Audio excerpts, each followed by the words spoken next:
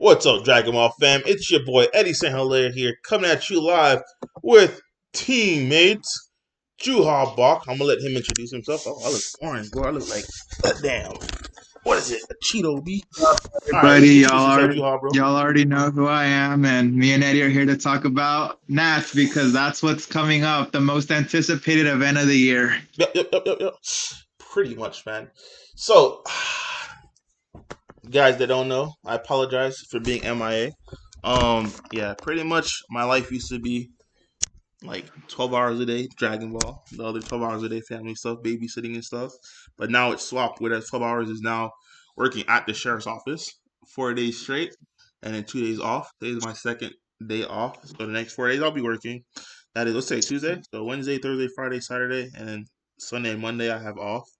I wanted to fly in on Sunday to at least compete in Zenkai Cup, but the way they have it, they have this rotating draft list because we're short staffed. That if an officer calls in sick, you are going to be drafted in, whether it's midnight shift, day shift, or evening shift. If I don't get drafted on Saturday, I probably get drafted on Sunday. I'll probably get drafted on Monday, and my flight won't let me be there in time, and I can't take leave within my first 6 weeks. So really rough. But anyways, besides the stats stuff, let's talk about it, right? Nats. Um, I mean, correct me if I'm wrong. I think D deck. I look so bad. Like my lighting is so bad. I look better. All right, my bad, guys. I think D deck. The You guys can lighting's correct not me that bad. if I'm wrong. The deck that has the biggest, I'm talking about fattest target on its back is. I should pull it up. Let me My find it. favorite deck. Let me find it. 1-star ball. This guy. See, I'm happy. Last Nats Icarus is the best deck, and I didn't even Oh like Lord. the deck, so I didn't even want to play for Nats. So I'm happy that this time I actually like the best deck of the format. Yeah, 1-star ball. All right, cool. It's not loading up. DBS decks. You got me today. Where is it at? This guy should be the top leader. I shouldn't even have to search for him, bro. Let me take this off. This guy should literally be the first leader that just pops up, bro. Unless it was SS4. Where is he at? He's not here. I All right, think it's probably here he because you're is. searching 1-star ball instead of Sin Shenron, Actually, because I'm the pretty one sure if star. you type in Oh, the Sin 1-star is a Shenron, hyphen. That's why. All right, yeah, it's the 1-star ball, man. This is the deck that's going to have the biggest target on its back. So, in my opinion, this format, there are gatekeepers for this format, but I would venture to say it's, even though the 1-star ball is the biggest gatekeeper of the format, there are also other red decks, right? I think the top 3.5-ish red decks there are 1-star ball. You have Vegito. You have SS4, and you have Pan. I think Pan's weakest one out of all three of them. Um, Next weakest after that would probably be Vegito. Then it'd probably be overall in strength. I think it's still SS4, but I think the deck easier to play with is the 1-star ball itself. But the issue with 1-star ball, and I have to watch how I say this because I don't want to get in trouble. Some teammates told me don't give away their stuff, so I still want to help you guys out, right? But 1-star ball, the thing I'll give it, it's very, very, very consistent in what it does. When I say very consistent, I'm talking about 9.9 times out of 10 times, you're gonna have what you need. And if you don't have what you need, you're gonna draw into what you need by the time you actually need it.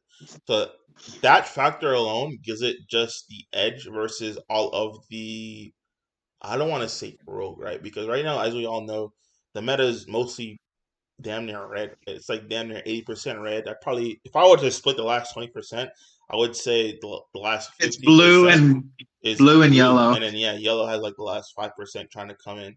Because yellow, like I told you guys before, I do believe the strongest yellow deck is Trunks. I think, yeah, Trunks, man, versus the gatekeepers, it is free. Like it's not even close. Like even if you're going second, it's like, oh my goodness gracious. There's the problem with the deck that I see a lot of players do is, number one, some players are still playing Krillin Super Combo, not realizing how pivotal and how vital it is to sometimes just use the Super Combo at 10k just to get out of an early credit attack too. Especially they only keep it at 20. So let's say, okay, cool, my opponent is Juha, right? He's playing 1-star ball. He doesn't have a bit of leash. So he swings with his 4-drop. Okay, cool. He swings with his 4-drop. since I'm Trunks, I already have two one drops in play. I have a Vegeta that played the Trunks, or I have a Trunks that played the Vegeta. So now I'm playing my Bulma Super. My Bulma search the Vegeta Super combo. He doesn't have it to lose, so he swings 20k double strike crit. And his head is like, well, it's gonna connect. He's playing Krillin super combos. Haha, we're not playing Krillin super combos. I combo off the one Vegeta from my hand, which brings you to 20 to 20, and I combo off the Trunks from play into drop. Because next, when I awaken on next turn by putting the Vegeta under my leader, when I swing with my leader, you see how the synergy starts to flow.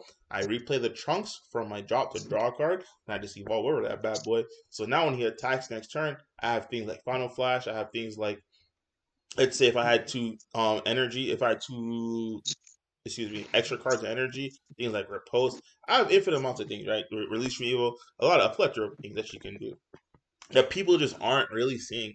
Um, One thing I do feel that Dragon Ball has, at least this format. Right? I played in 6 events this format, or this season. One thing I noticed is that you are rewarded for how much time you put in towards your deck. Because it's one thing just picking up a deck like the One Star Ball or picking up a deck that's just SS4 and playing it and doing well, and it's one thing playing it and actually excelling with it, right? Like you can do well on a local scale or whatever scale it is, but playing against other players gets you better. As you guys saw on a stream, that wasn't supposed to be stream. It was supposed to be a private little session for my boy and me. But yeah, I played against other players and it made me change how my deck is built.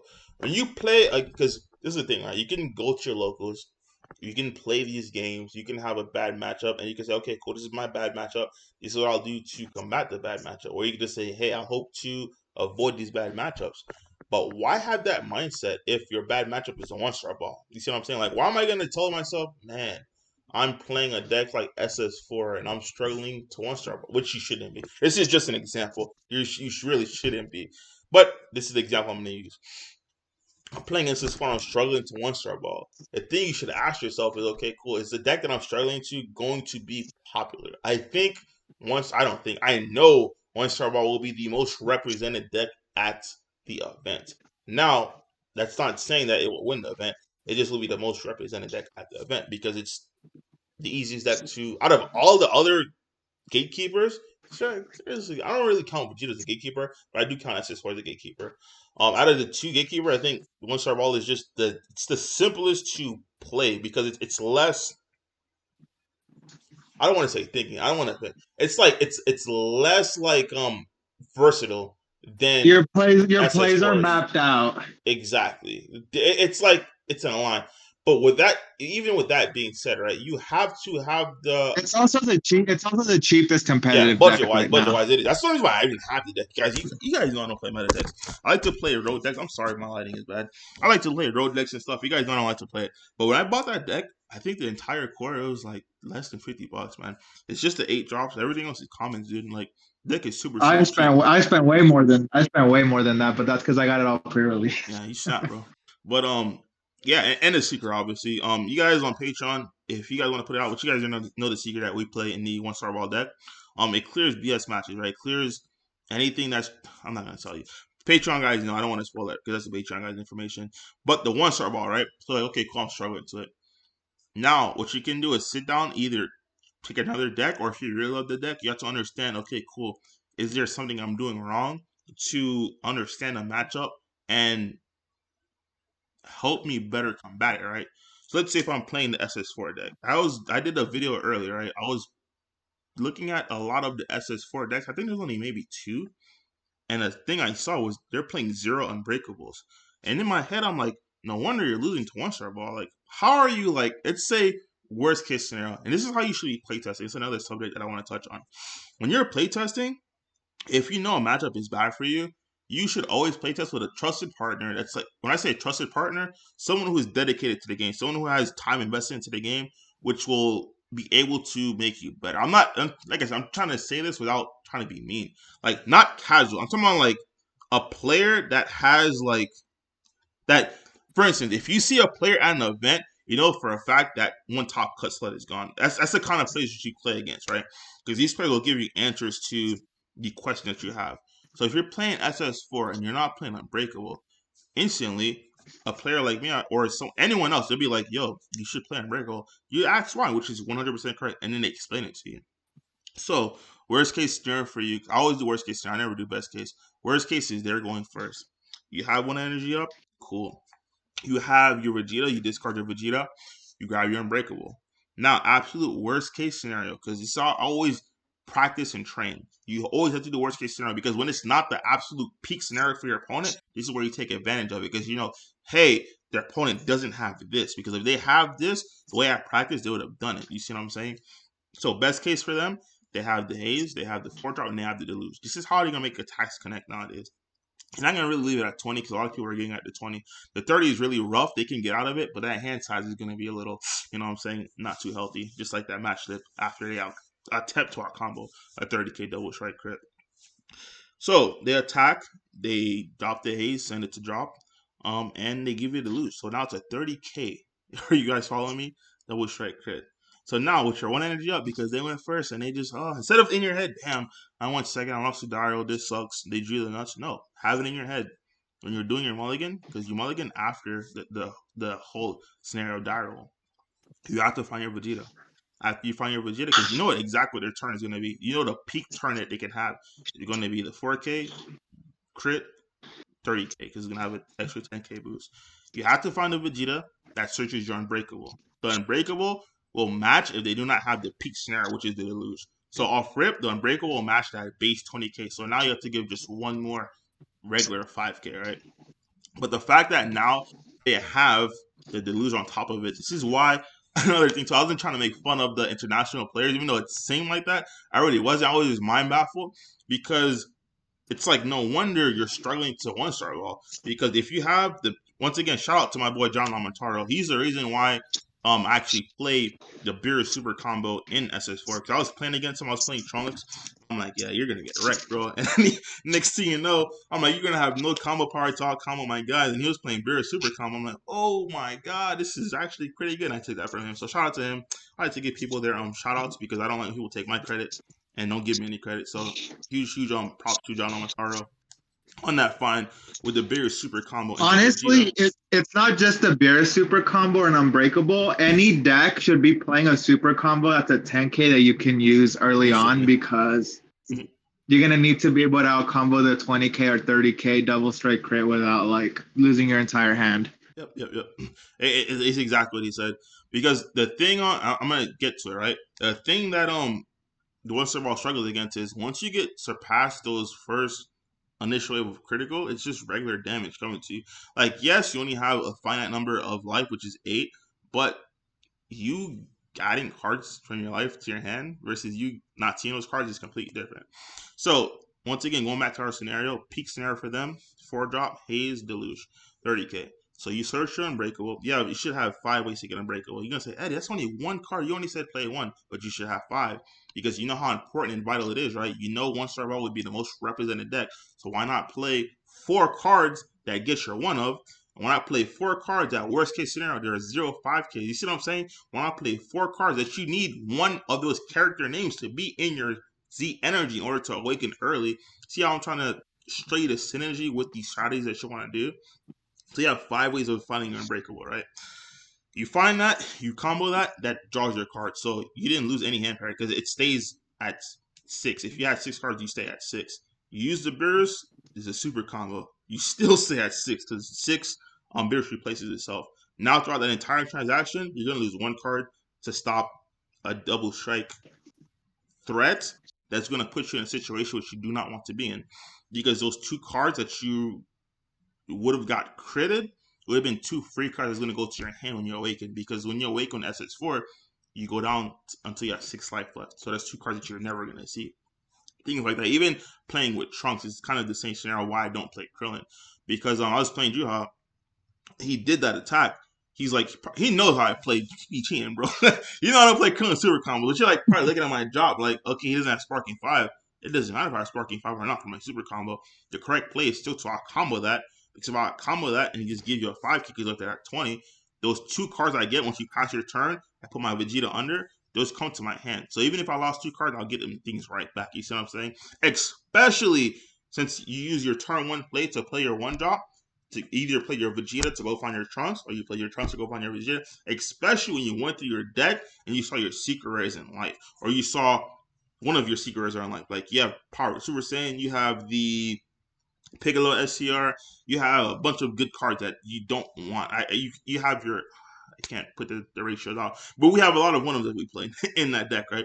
If you see a key one of like that in life, you know for a fact if you can out combo it, you have to out combo it. But there's sometimes you can say, yeah, Eddie, but you don't get that or a lot of times like that, right? It's not consistent. Yes and no. If you know this is a popular strategy and it's a deck that's going to be a lot represented, why not max out on your consistency? And my Trunks, I play the 4 booms for a reason. I play the 4 booms to find those 3 searchable Vegetas. Because for a fact, off rip, you always have a free 5k combo. Because when you play the Vegeta search the Trunks is 5k. When you play the Trunks versus Vegeta, the Trunks is still a free 5k. Because you just need the Vegeta from in play to go under your thing. So you have a free 5k on board. So now if they whiff and do not get that deluge, you're giving one card up, just one card to stop there. You see what I'm saying? And a lot of times if they don't free play the haze or play it for a one, they lost that one too. So you traded a 1-for-1 to get out of a 20k double strike crit attack. And to base that more to show you how it's even more effective in SS4, because if you're playing a card such as like, I don't know, like you're playing Scions, whatever the case may be, if you had those 1-drops in your battle area, whatever the case may be, all you have to do now is use the Unbreakable to put it in your Z energy. So if you have a Vegeta that you don't want, you combo it off and you put that in your Z energy. Things like that start to add up. Yeah, before I go on to the next one, I'll let you put some input in so it's not like a one-way monotone thing. And I should pull up the chat so I can see what you guys are talking about. My bad, guys. I mean, Eddie, you basically said everything that I said. I put in my little 2 cents here and there, but you more or less hit everything on the nail about Sin Shenron. You want to make sure that as a Sin Shenron player, I have 4 hazes. I can only use one a turn.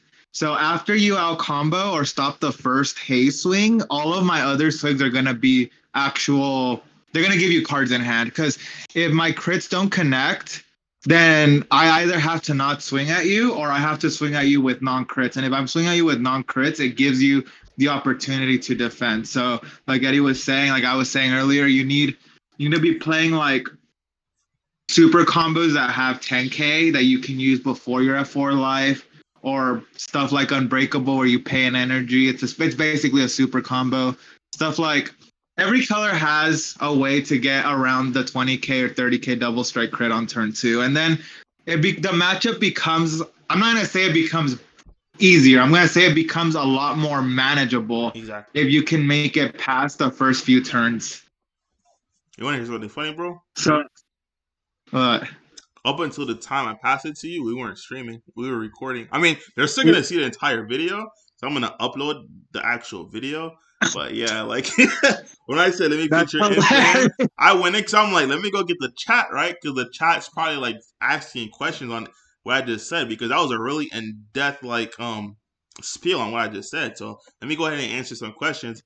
I went to go to the chat and I'm like, wait a minute, where's the stream at? And I pressed record Eddie, instead of stream. this is This, I Eddie, this told you, is man. just first. This Like you this were job is uploading, getting you to me, bro. uploaded our The, game. the job is getting to me, man. That's what it is. But right now we're streaming, bro. So like, if they have questions, comments, or concerns, they'll be able to go because we're actually streaming right now. So my bad, guys. Yeah. For those who That's just joined in, hilarious. I'll give a recap. I'm going to go over all that. But for those who are just not joining in because of my mistake of not pressing record into the stream, we just discussed on the biggest the card.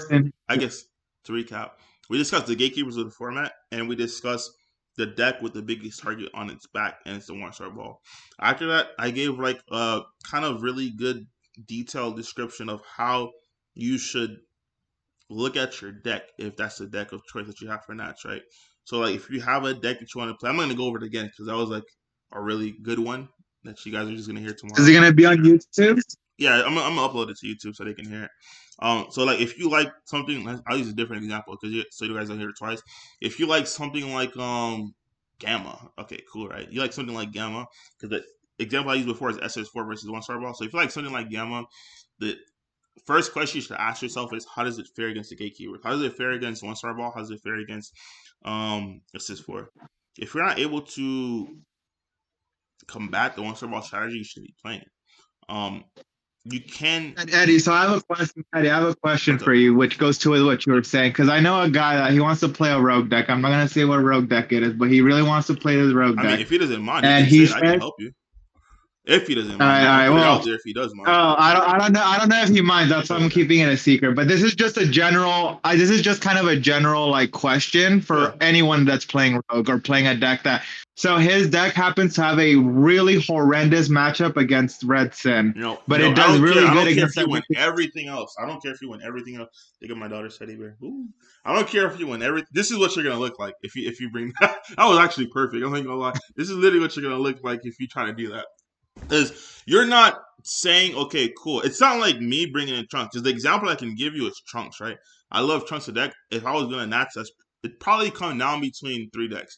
It'd be come down technically 4 decks. One of the gatekeepers in SS4, one star ball, or it'd be Trunks or Vegito. At the end of the day, it would be narrowed down to two, which is going to be Trunks and one star ball. And at the end of the day, again, it'd be probably Trunks because I know for a fact the majority of the decks are going to be the one star ball. And then me going first is pretty much an auto win versus the one star ball. Me going second, it's not that it's not an auto win. It's just like I can Manageable. I can sit down and beat a better player and make an impossible situation possible because that's how confident I am with the deck itself. But if the roles reverse, right? The deck with the target on its back was Gamma, and I'm like, you know what? I'm gonna take my L if I face Gamma, but then every other deck I'm just gonna beat. I wouldn't do that because the way my deck is constructed right now, you can combat Gamma games 2 and 3 because everything's in the sideboard. Because the most popular deck that you're gonna see is not Gamma; it's gonna be the one star ball deck. But let's say in a world where one star ball wasn't a thing, right? The only good deck, let's say this is last set, the deck to beat was Gamma. I would reconstruct my deck, but the way it's constructed right now, I wouldn't just say, "Hey, I'm just gonna go willy nilly into an event." I'll just avoid Gamma, but I'll beat other decks like I don't know, like Fearless Fighter, like what was the deck before this format? Fearless Fighter U7, things like that. I would not. That's not the They mindset I would have because literally you're telling yourself in your head this make believe story that you're not going to see the most popular deck in the event or most represented deck in the event. Not one time. Because all it takes is just one loss for it to set you back. You see what I'm saying? One loss at the wrong time. And now that one loss at the wrong time, whether it's first round, so now you're facing some super crazy ass rogue. Like you're facing I don't like Radix, bro. And they're like, yo, I have no hand instruction help. Because literally you lost that one time. And it's, the crazy or part about it, Magenta, which exactly. might actually be a popular rogue deck at Nats. Exactly, because literally you lost that one time, and it's the only time you ever faced one was literally round one. But because you lost to that, now you face some rogue that you had no preparation for, and you lost to that too. So that one time they sent you 2 losses back to back, and it's like, yo, even though you could make it because it's still top 32, your brain is shot, man. It takes a lot. Like I out of the last 6 tournaments I played, I taught all 6 tournaments. Out of the last 6 that I played, I lost first round in Texas. I lost to Michael Kano. He ended up winning the entire event. That was my only loss all day. Lost him in first round of Swiss. Lost him in top cut. That sucked. I wish I was the finals. I lost first round in what else did I play in Tampa? I lost first round in Tampa against some red blue Goku against Jerry. I'm like, bro, who was playing red when everyone's playing Icarus? This guy was playing red blue Goku, and he ended up getting me. Lost that first round. It takes a certain and a different kind of mentality to say, I lost this round, but I'm gonna carry through. A lot of people get tilted, and that's a video for itself. And just That's like, me. I'm the one that gets tilted. yeah, I shouldn't be saying that that's why out. I try to play test with you to get out of your head. Like, it doesn't matter, bro. You can lose round one. You can literally lose round 1 and 2 in that and still top. But if you put in your head, I'm out. I'm just gonna drop, whatever the case may be. Like, you putting that in your head, bro. Like, you just need to You get know, top 32. funny story. In San Diego, I lost to Brian Samuel round three, so I was X1. And then round four, I played the worst rogue. I was playing Gogeta. I played the worst rogue deck I could possibly play the next round because I lost to Brian Samuel. I played against Janemba. It was I'm like Janemba. Like I could not have asked for a worse matchup, and I still won. But it was really hard. Like that whole regional was an uphill battle for me because I lost so early. I'm like, I can't afford to. And then I ended up losing like the next round after that. So I was X2 like early on. And then I ended up still topping, but it was just very stressful because in my mind, I'm like, I can't afford to lose. Whereas I guess if you lose later on, it gives you more cushion to be, Yeah, you feel more how do I confident. It's say like, it? Like, okay, cool. You're just gonna carry on exactly, because yeah. if it's the second to last round and you lost, you know if you lose your last round, you're good to go. But at the same time, you Yeah. should have that same mentality where there's the first round or the last two rounds, because at the end of the day, it's by tiebreakers. It's not like, yes, realistically speaking, it's a worse statistical chance to make it, but there's still a chance, and that's what you should have in your mind versus going on and saying, okay, cool, I'm gonna change the way I play because I just lost last round or whatever the case may be. Um, yeah. What do you want to put in before I go into my next topic? Well, I guess that's for anybody that wants to play Rogue and has a bad matchup against Red Sin. Well, there's Eddie's opinion on what you should be doing. What's your opinion? Um, my opinion. Yep. See, I'm different because going back to that San Diego regional, I didn't play a single Red Sin all day. I played a Gogeta mirror round one, and then every other round after that was blue. So technically, the odds are very like, it's not probable that you're not gonna play against Red Sin. You're probably going to play at least one, but you can technically still top an event without playing a single Red Sin once. And even Jared, like just recently, he won the Zenkai event, and Yeah, in his yeah, deck profile, he even said, "I didn't play a single Red Sin the entire day." yeah. That was wild. Granted, it was like 60 something, but So, that was wild. so, that it, that so was it, I wild. guess it depends on how much of a gambler you are. Honestly, if you're This is like not the going event back to to gamble, Gamma bro. format. This is not the event to gamble. You want to gamble? I'd say it's a great casino in Orlando. When I was down there, trust me. After the event, you could go gamble. The event is not the place to gamble. Granted, there are I will say a bunch of side this events. going back to Gamma format, when Gamma was the best deck of the format, I didn't even consider playing Yellow Sin, which everybody knows is the deck that I know how to play better than any other deck. I didn't even consider playing it because it just lost to Gamma, and I'm like, I don't want to auto lose to the deck that, Most like Eddie popular says, has a deck, yeah. target The on most its back. it's not like it's the best deck. So in some people's eyes it is, but if a deck is the most represented deck, you don't want to have an auto loss against it, bro. That's just like Yeah, exactly. that's Like silly. you can technically take the deck and not play it the entire event, but I don't want to take that chance The personally. chances of you not playing it in Swiss, because let's say even in the webcam event, right, when you didn't play one star ball, there was a top cut, you would have ended up playing all, because top cut had one star balls, bro. Which this event is gonna have a top Yeah. cut. Like I don't know, but we're being a deck It's the horse, same so thing with San Diego. So San Diego, I got top 16 in Swiss, but if we played out top cut, I would have played a red sin eventually because there was yeah, like four yeah, red sins in top cut. 100%, exactly. All right, so next topic. Let's see if there's any questions real quick. Because if you guys have questions, stop me. Feel free to stop me. All right, no questions.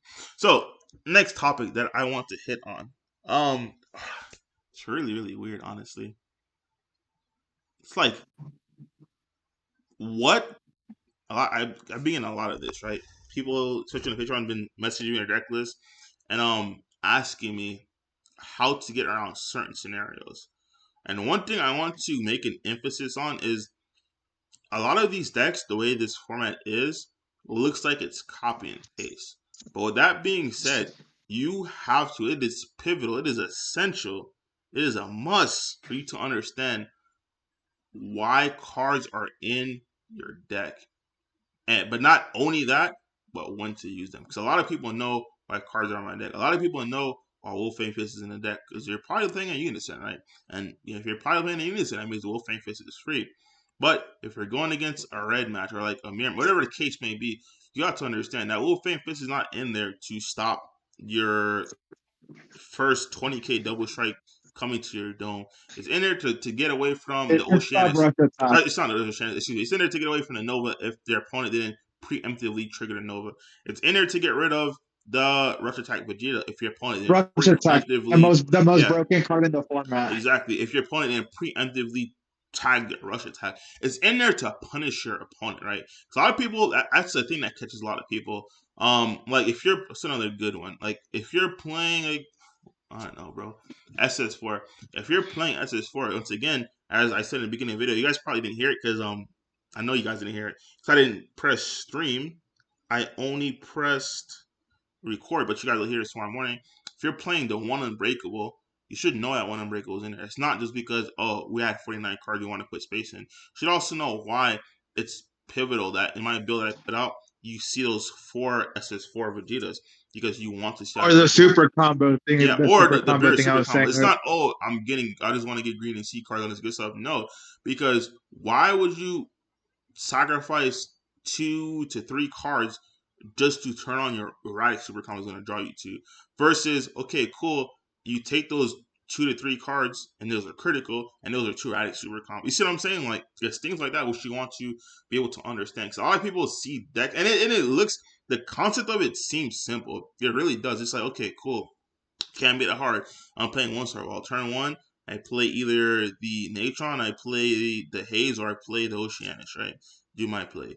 Turn two, I rinse and repeat, play the 4 drop, use the Haze, give it really sounds rinse and repeat, but it's not like that. And you have to be able to read and assess situations, because this is not a deck where everything's just blueprint. Yes, there are plays that are very, very linear and plays that you just know they're gonna get, but you have to be able to read your opponent's energy, read their facial expression, read what moves they're doing. Even something as simple as knowing how many Dragon Balls to activate, or whether to even use any Dragon Balls on turn one. Yeah, Like even something like exactly, that, like exactly. is dependent on like what your opponent's doing, what their board state is, how many like cards you have, how many Dragon Balls you have in a certain area, etc. Like there's a lot of little tiny microtransactions that add up. Yep. Like an example I give you, this is like a good example. Like the ones from all right. People know you just want to juice up your hand, make it fat, just get there. I'm telling you right now, if you're going against a yellow player and they want a Daro and you're not doing your best to rinse out all your balls turn one, you deserve to eat a slug once you pass your turn. Realistically speaking, the reason why you deserve it because you don't understand the situation. You just copy and paste, but you don't understand when you want to do something and why you want to do it. The reason why you want to rinse through all your balls is you do not want to sit there against a slug with your leader not awakened because you only have 2 to 3 balls in there because you didn't want to do anything else because you wanted to go find your last sword, 4 balls in there. You wanted to find your last sword at the very end, and the next thing you know, you find your last 2 because slug doesn't stop your leader effect. But now you just have to, hey, I'm gonna throw in 2 balls and not draw any cards. But instead, something you could have done was, okay, cool. When your opponent attack, you could have comboed off a card. So if you had 4 balls in there, if you had 4 balls in your Z energy, you could combo off a battle card. Now you have 5, but combo off the battle card from your actual hand and then use the 1 drop. Let's say if it was a Natron, because they're all 9Ks, right? Let's say it was a Natron, let's say it was a Yeah. Haze, let's say it was Oceanus. So now when you attack with the Oceanus, the Natron, and the Haze, because they're all 9Ks, you combo to lose. Because now it makes it a 19K that's actually threatened. It's not a wasted attack, wasted combo, because it's going to inflict damage, but it also gives you the 6 energy because you comboed 1 from your hand on their turn, putting you at 5. Now you come one from your hand on your turn, giving you 6, letting your ability to awaken trigger because you do not need 6 balls. You need 6 Z energy, period, to awaken. Now you can start combating the slug because after that, you don't want to combat your leader because they're just going to build up advantage and resources to protect the slug. But instead, now you can start attacking the slug and 9 out of 10 times your opponent's not going to be able to do that because they're not awakened. And their super combos are most likely a draw 4 or at 4 life super combos, which is like Radix, if you want to play Radix or Krillin because they're in love with those cards, which is another reason why I don't play those cards because it lets you I provide actually those love those cards, protection. just not in this format. Exactly. That's like an example of when you have to read the situation and assess it, right? Especially if you know, like if you're going against Trunks and they playing that play, you gotta mask it, bro. You can't just slam out. Don't be that guy that slams down the 1 drop slow like, yeah, you're gonna get this next turn. Don't be that guy, bro. Like play a regular turn one play, man. The same way if you're playing Reboot Kid Goku, play a regular turn Yamcha play. It's a barrier, dude. But you have to be a good player to realize, okay, cool. Don't try to guess that they have it. Just play around it. Don't put yourself in a situation because you getting that early awakening, you're gonna win that matchup. Those rogue matches where they can't play slug, you're already at an advantage to begin with. So do not tilt the advantage back in your opponent's favor. You see what I'm saying? Because they're gonna lock you off, and now you're gonna have problems trying to deal with it later on. Um, that's really really huge when it comes to actual thinking. Because a lot of people, once again, I know we do a good job of putting on the PPG event management, all the deck lists and stuff. But man, don't just look at the deck list and just say, okay, cool, I'm gonna make 1 or 2 changes. Read and understand every single card in the deck and when and where to use it. A lot of players, half the time, don't even go into their Z deck when they're playing one server. I ain't gonna lie, I was that player for the longest. I ain't gonna lie to you. It's not against I go into Rack a lot. Like that's my most played card practically. Yeah, you see? And then some people do the opposite. Some people live through their Z deck when you're not supposed to live through your Z deck because your Z deck is supposed to be used as a backup. Like a lot of players, the mistakes that I'll see is you get rushed down, and just because you're at 3, they instantly Z awaken because like, okay, cool. I play an 8 drop, I get an 8 drop for free, and I have all my resistance. I'm gonna go for a game. Not realizing that once you do that, if those plays are stopped because for some reason you decided to do all of this and they are not at like 4 or less life, if those plays are stopped and your board gets cleared, you no longer have your Z deck because those balls are gone. Meaning you now have to start establishing Z energy in order to have an efficient rush attack Vegeta. A lot of players forget about that, man. They think, okay, cool, I'm instantly gonna. I always, yeah, I know. I try to save. Actually, I shouldn't be saying this, but never mind. Carry on. That man snap. But yeah, you have to understand when and where your position. Just because you can't zero it doesn't mean you should. Just because you're at 4 now, if you have the game one, they're at like 3 or less life, and you have the game one because they left you at 4. Yeah, go ahead and surmounting, and they have no blocker on board, they have nothing on board, and you have that all resistance set up. Shit, go ahead and set that bad boy up and get that matched up, bro. You know what I'm saying? But if you know for a fact you're risking it for the biscuit, bro, because you need 2 attacks to go through, play your game and just inflict the damage. Because at that timing point, if you connect it with 1 or 2, one triple strike here, one double strike there, they're not going to want to take the rest of the damage, even though it's not critical, because they already lost so much advantage and momentum in the game itself. What do you want to put on that? You hit the nail on the head. That's something that I actually was. I'm not gonna say I struggled with because I learned real early on that in order to spam rush attack efficiently, you have to always keep track of your how many cards on your Z energy. If you're playing anything that's not Red Sin, you need to have at least 5 cards in your Z energy if you want to start spamming the rush attacks efficiently. Because you're gonna go from 5 Z energy to 3. Then on the first one, you're gonna go back to 4. Then you can restand him, swing, go to 5, and then you can play the second one. But in Red Sin, I ideally you want to, I guess, have the freedom to play rush attack, which means you would have to want to save your Z awaken towards later on, if that makes sense. Because once you Z, like Eddie said, once you Z awaken, you're gonna have to combo 5 different, like you're gonna have to You're combo not going to five be able different to play rush cards and attack, five bro. different. The only card you'll be able to play Yeah, from there is if you're playing red yellow, you'll be able to play oolong. That's about it. And if you do play rush attack, you're playing it just for the one swing and make 15k. That's literally it. That's yeah. literally it. I'm not gonna trouble with you. All right, let's talk about another deck besides that deck. So let's use. We're not gonna use the one shot as an Vegeta, example anymore. Let's use SS4 because SS4 is something. Vegeta. Oh, Vegito. I don't want to talk about that deck. That'd be in my. I do. Everyone's hyped about that All right, deck, or a what do lot you of want to people talk are. about it? I'll ask you guys. What do you guys want to talk about it for Vegito? Ask away. What? Well, I personally dislike the deck, so I'll be sure to tell as many people as I can what to do against it. Okay. What do you want to know? All right. Well, my biggest tip against Vegito. This is for everybody. Make sure you Vegito or always have Gogeta? at I'm lost. You sound Ve- super. Vegito. Vegito. Okay, Vegito. continue. Yeah, Vegito. Let me pull him up. He's talking about Yeah. this guy. All right, because I just heard Gogeta. Set two leader. You know, the popular Yeah, leader I'll pull him up that right I here. wish never got that support. Boom. Oh no, that's a collective here. We're looking for the comment. Oh, so rare. Looking for this one right here. Boom. This is the guy he's talking about. Realistically speaking, we're not gonna do that because that guy's never in play. He's talking about this guy. That guy's never. That guy's in play for less than 30 seconds, bro. That guy, he's talking about specifically. That man is talking about specifically this guy. All right, now we can continue on. Continue on. Carry on. Charlie, Mike. Yeah, so what I was saying is against one tip against that deck that I want to tell everybody. You always want to have a minimum of 7 cards in rest mode to play around the SCR because a lot of people think, oh, I just have to have 6 tapped and then that prevents the SCR from being free played. But the leader is always going to be able to remove one of those 6 cards, putting you at 5, which means you can free play the SCR. So you always want to have a minimum of at least 7. I mean, they can still attack over something before they play the SCR, but it just makes it makes them work for it basically. Yep. To go on that, I don't care. I'll put things out there. The thing I'll never say is just my sequencing. because my sequencing is unique to me. But I'll put my list out there for everything out there. To carry on what Juha was saying is when you do that, if you're playing red, you 100% want to keep a violent raise up because realistically speaking, they don't have a battle card in play and they want to swing with their leader. Because the play for this deck is before you go into this beautiful Super Saiyan Blue Vegeta and you look, you want to swing with your awakened leader to get that draw card, and then you want to go ahead and Z awaken to make it that double strike, man. It's just free value, right? You draw a card and you get a free double strike.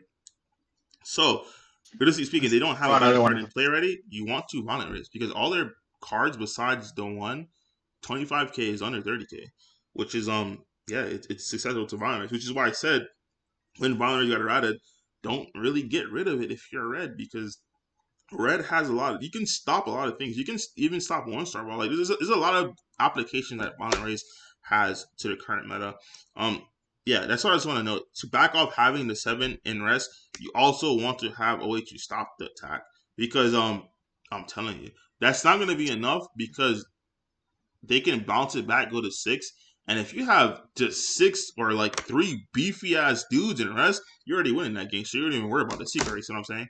That's like, damn. For you to have 3 dudes in rest and then 3 energy, right? Well, technically, you need 1 Yeah, leader and then 2 energy and then or 3 energy and then 2 dudes in rest. Yeah, that one of the dudes that are sitting in rest, make sure it's something that can defend itself. Like, make sure it's not like a haze or like an Oceanus with a 9 drop, which you're gonna just attack over and you have absolutely no way to protect it.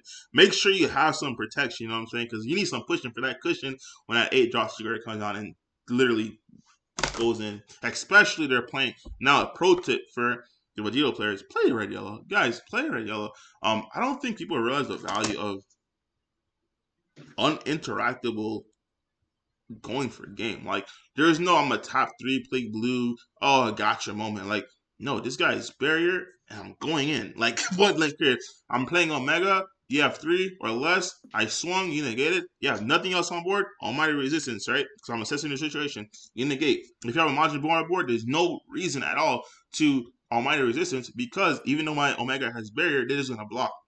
If you have nothing else on board except just that negate you're attempting to use, I'm gonna stop it. If I'm playing SS4 and then you have 1 energy up, I'm not gonna assume with anything else so you can sit to me and ready 2 energy for Dirty Burst. I'm gonna sit there and play my Vegito or Gogeta and then go in. If I had the Vegito Secret Rare in my hand, I'm gonna play the Vegito first because you can see right then and there if they have the Dirty Burst, and 9 out of 10 times they're gonna use it, but I'm still gonna see their hand because they don't want the Vegito to attack because the Vegito is a quad strike. See what I'm saying? Things like that, you want to have uninteractable win cons in order to go for the game because Vegito will let you see your opponent's hand and it'll show you any gotcha things that they can possibly do.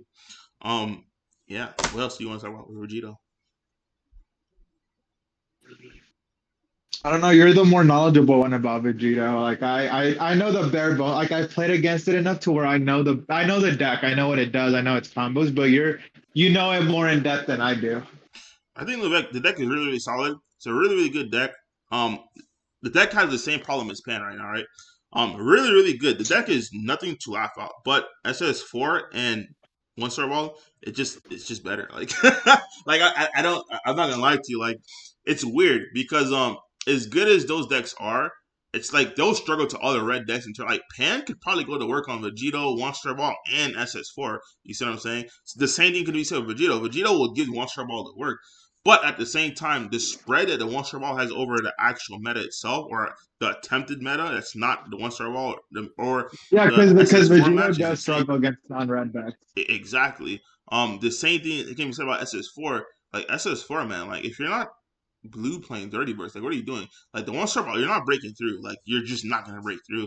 Your attacks are never gonna connect. You're gonna sit there looking at me. I'm gonna be looking at you because I'm playing SS4. And like, bro, is it your turn? You're like, no, man. I'm trying to figure out how I can swing. I'm like, bro, you can't swing because you're on this floodgate. I have this combo. You can't swing with that. It's like it's bad. Like it's really really bad.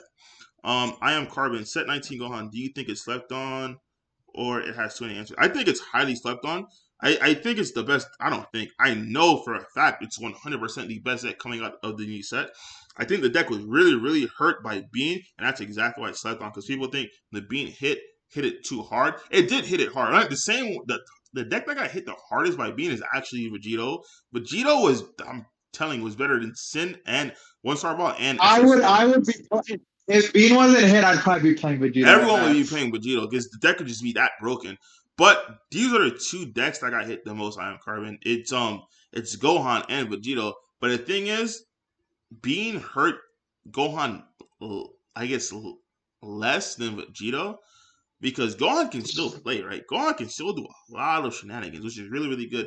Another thing too is a lot of people don't respect Gohan. Gohan is really, really, really powerful. It's like it's a good little I'm a punch in your face blue deck, and it's blue, right? But it's a blue deck that's not a blue deck. It's like how do I describe it, bro? It's It's powerful. like it reminds me of Mono Black Boo, Yeah, like back it in the day, you know. exactly, exactly. It's very, very powerful, man. Like I wouldn't say the deck is slept on. I just think people would rather play an easier deck, such as like Gamma or such as Ramp or such as Beerus, right? It's the same thing. Like it's like asking, do I think Vegito or Pan is slept on? I don't think it's slept on. I just think people prefer to have an easier time by playing a more established deck. You see what I'm saying? But by no means. So if you were to ask me, hey, if Vegito won national championship, like no, it's a powerful deck. But the reason why I would be surprised is because I would expect there to be a lot more other red decks than Vegito. You see what I'm saying? The same thing with Gohan. Like if I were to pick a blue deck, I can see Gohan. I can see Gohan, Android 16. I classify Android 16 and Gamma in the same thing because they're both Androids to me, bro. So I put Android 16 and Gamma on that level. Ramp set one reboot Goku and Beerus. Those are my blue picks. I don't think SS3 has that much merit anymore because you not having Bean anymore really hurts because you can't just willy nilly get that Majin Buu off just like that by swinging and then having access to Sensu Bean and recouping your hand. You're now set one turn behind. I think that is something you're not really able to overcome, especially in a format where one star ball is just nailing you every single time with double strike and triple strike crits, Eddie, man. on the subject of blue, what's your opinion of Beerus? I know it topped the European mats. Apparently, it Uh, got into top eight. yeah, it's really, really good. I tell people all the time, I'm like, if you're not going against an actual other blue leader, you're gonna have a really, really good time. The deck is really, really powerful, bro. Like the deck it's highly slept on. It's really, really good. The thing about it, you'll lose against troll matchups, bro. Like, like it's good. Like I Like said, yeah, Magenta exactly. will probably Like slaughter. here's troll ass stuff that it's like, okay, if you just played a meta deck like SS4 or One Star Ball or just another blue deck like the set one reboot Goku or Gamma or Ender 16 or even SS4 Gohan. or even Gohan, honestly, even Gohan, bro. Like you see what I'm saying? Like you didn't have ran into that problem. But the thing about Beerus is it starts to make this uninteractable, and that's why that's the key thing I want to make note of. This entire format I've been preaching and preaching and preaching, having this uninteractive win con, which Blue has. Because if you're not going against Blue, the only thing that stops those ramps and stuff is literally God sealing. That's literally it. Everything else, once you manage to get to 6, you're gonna win the game. No attack from your opponent is gonna connect at all. But the thing is, you have to be able to get to 6. You see what I'm saying?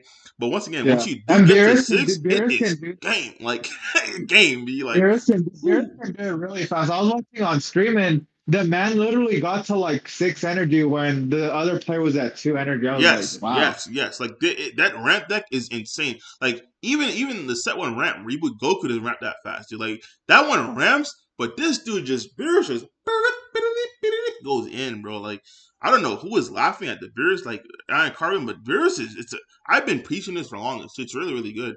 But you lose against troll matchups, which is that's why I'm not gonna hype it up. I don't want to give people false hope. But if you told me Beerus was in top cut, I wouldn't be surprised. Now, if you told me Beerus won, I would be surprised. Because like I'll give you an example, bro. If you're using Beerus against the most popular deck in the one star ball deck, all you have to do is survive the early turn crit, and it's game. Like they're not gonna be able to do anything to you because everything that you do from that time and point, you'll be able to easily stop it. I'm not gonna tell you guys how because going into the sequencing, but that matchup itself, if you look at the SS4, I mean, excuse me, one star ball versus Beerus, is gonna be a game. Now there's other matches that other good decks, even troll decks, that it's not game. Where if you just played a meta deck, you wouldn't have to lose. Which goes into what Drew was talking about earlier with his friend, that he wants to play a troll deck, but it loses to the most popular deck. Like that's not something you want to do. The only reason why I say Beerus is I can see it in top cut, but I don't see it winning. I wouldn't recommend it, people, because if you're not able to actually take the entire event, I don't recommend it. I'm not telling you to go to NAS to get a top cut. I'm telling you to go to win. So I'll give you your best chances to win. Bears I can see in top cut. I don't see it winning, so I wouldn't recommend it. Because yeah, that would just be me lying to your face. Yeah. What else? I guess on the subject of what you just said, that you would recommend a deck that would win. You already know what your top five choices are, which are basically the same as mine. But why don't I guess you tell people what your in your opinion, are the top five decks for Nats? We'll let you. We'll let you. You can start off. It was the same. All right. Well, it's the same. The same five is just for me. It's a different order. For me, it's like obviously I'm gonna be biased and I'm gonna say Sin. I'm gonna That say is no way that deck. I mean, Gogeta. yes, yes, yes, yes, yes. SS4 is 100% stronger than that deck. But go ahead, Gogeta. continue, And continue. then number three is gonna be where I guess we start to disagree. And the reason why I say number three is just because of the sheer, I don't want to say popularity of it, but I get the vibe that like a lot of people are gonna be playing this deck, It's the same. You're especially gonna say after Gamma. like I'm gonna say, oh, I thought you Yeah, said it's the Gamma was same. like It's your the number same. four. It is one and two is Oh, different. yeah, Then in my opinion, it's Vegito. Then it's Trunks, bro. yeah. Yeah, oh, never mind. We have it exactly the same because I had Yeah, Trunks at it's five and just Vegeta at four. like I'll tell you what. One star ball has a better spread against rogue. That's a big thing you guys want to know about, bro. People for this game too long. Every single time for Nats. One regret I don't want you guys to have because a lot of people had this regret, right? They want to have the most spiciest tactile rogue deck at nationals, and they go literally 0-3. Thankfully, this Nats, if you do that, you won't really be upset because there's a plethora of side events. Just check out PPG event management. Damn, that was a good advertising right there, huh? Just check out PPG That event was I management. actually Hey, matter of fact, I'll put it up for you guys right now. PPG event management. You have a plethora of side events. That prize wall was that prize wall announced?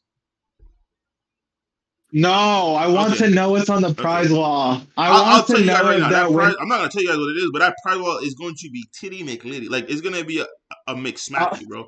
You're gonna want to be. all I You're want gonna to want to start know, collecting these points. I'm not gonna lie to you guys. These points are something that you want to collect all, from me. all, all I want to know is if the winter sin is on there. That's the only card I want. The 9 drop winter sin, that was given With, away at like two without regionals, getting so in I never trouble, I'll got the tell you there chance. will be prize cards.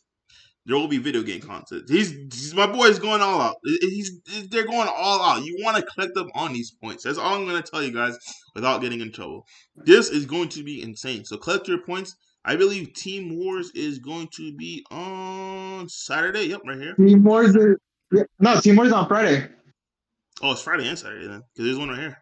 Oh, yeah. So I guess if you go Yeah, X3 with the rogue deck, you can collect just play these the points, side man. event. Get these points. This is the one event. Even if you like I'm not trying to be funny. If you go 0-2 and 0-3, don't pout yourself. Instead, redeem yourself and go get these points. Because I'm telling you right now, you go get these points, you'll have access. If you get the most points, you'll have. I don't want to spoil stuff. You will have access to things that people who Expensive lost stuff. on top 32. It doesn't equal to what you just won. Let me put it that way. The winner, you'll never get close to what the winner of top 8, even top 16. But top 32, you'll Put pass it them. this way. Put it this way: the best way to make the most profit at Nats, not counting getting first, second, or third, is to lose in the first round of top 16. So you get the top 16 and top 32 prizing, and Yep. then go collect side event Yep, prizing. yep, yep. He's not trolling, bro. Like these side events and go on Friday, guys. I know there's Orlando there and all that good stuff. Trust me, guys. Stock your points up, bro. Like, because the thing about these points, it's not like it's limited, bro. It's not like okay, cool. Only the highest person with the highest amount of points is gonna get it. No, it's by points. It's a prize wall, baby. Now there are things that only have like one or two or three or four or five of, but it's a prize wall, man. The fastest you get to these points, and you want to get the highest thing on the point wall itself, go ahead and get that thing. You know what I'm saying? So yeah, shameless plug for these side events. We're gonna kill it. Unfortunately, I wish I was gonna be there. Shout out to my boy Eggman, John Carlo and Danny Nugan for Jenny commentating. win. Danny win. And shout out to the OGs for their actual shout out to my boy Ben Ferris. He's going to be head judging along with the rest of the judging crew. I 100% would have been playing this year, but yeah, unfortunately, I'm back at war for our country. Not a little war, but yeah, civilian war, I guess. All right, what else we got for You're what back other for questions we serving. got? I don't Talk know. to me. I didn't even know we are still streaming. Oh yeah, we are. We are 100% are. We have all right. Yeah, it's still going. Just making sure it didn't cancel. Let's see. What else do we have? Tips and tricks. Tips and tricks. What questions do I get a lot? Let me check my phone real quick. 'Cause I get a lot of questions. Ton of answer. So I guess while you're looking that up, I'll say something about the blue Gohan deck because I played against it for the first time and I lost because I didn't know what the deck did. And then after that, I won my next few games against it because I figured out what the deck did. One thing I want to tell you guys is that deck can literally take your hand away, and like they can literally swing at you, give you a bunch of. If you take all those hits and you're like, oh, I have like a 18 card hand or whatever, then they can play one of those Z cards and put you to 10. So try to keep in mind that you're playing against Gohan. I'll combo swings to make sure you have around exactly 10 cards, maybe 11 at the most. So that way you're not like, oh, I just took all this. It's kind of like when back in the day when you would play against Pan and they'd swing at you a lot and then they would chain Zeno. So you just took all that damage and then you lost your entire hand anyway. So keep that in mind against Blue Gohan. All right, one thing that just hit me. I did a Patreon video on this, and I'm really, really, really, really, really vocal on this for the Patreon guys. I tell them all the time. I'm like, I did a video. It was my Vegito versus SS4 Vegeta, right? So in this video, it wasn't a voiceover. It was like literally in real time. So in real time, I kid you not, you can go watch that or ask anyone who's on the Patreon if you're not part of Patreon about this. Every single turn, I literally voiced out exactly what the SS4 Vegeta player was going to do. That is how you know you're on the right path to not. If you know exactly what your opponent can and cannot do, you are on the right path to being successful in your preparation for nationals, right? Because if you know the best thing they can do is X, and they don't do X, it's because they don't have X. And an example of that when that happened is when I said in the page, I'm like, okay, cool. Right now, look at this drop because this is something that was analyzing. Remember what your opponent is doing. It's everything, assessing the situation, everything. He used absolutely. I think he used one D magic super earlier, but this turn it was literally going to be game over. So I'm like, I just grab everything.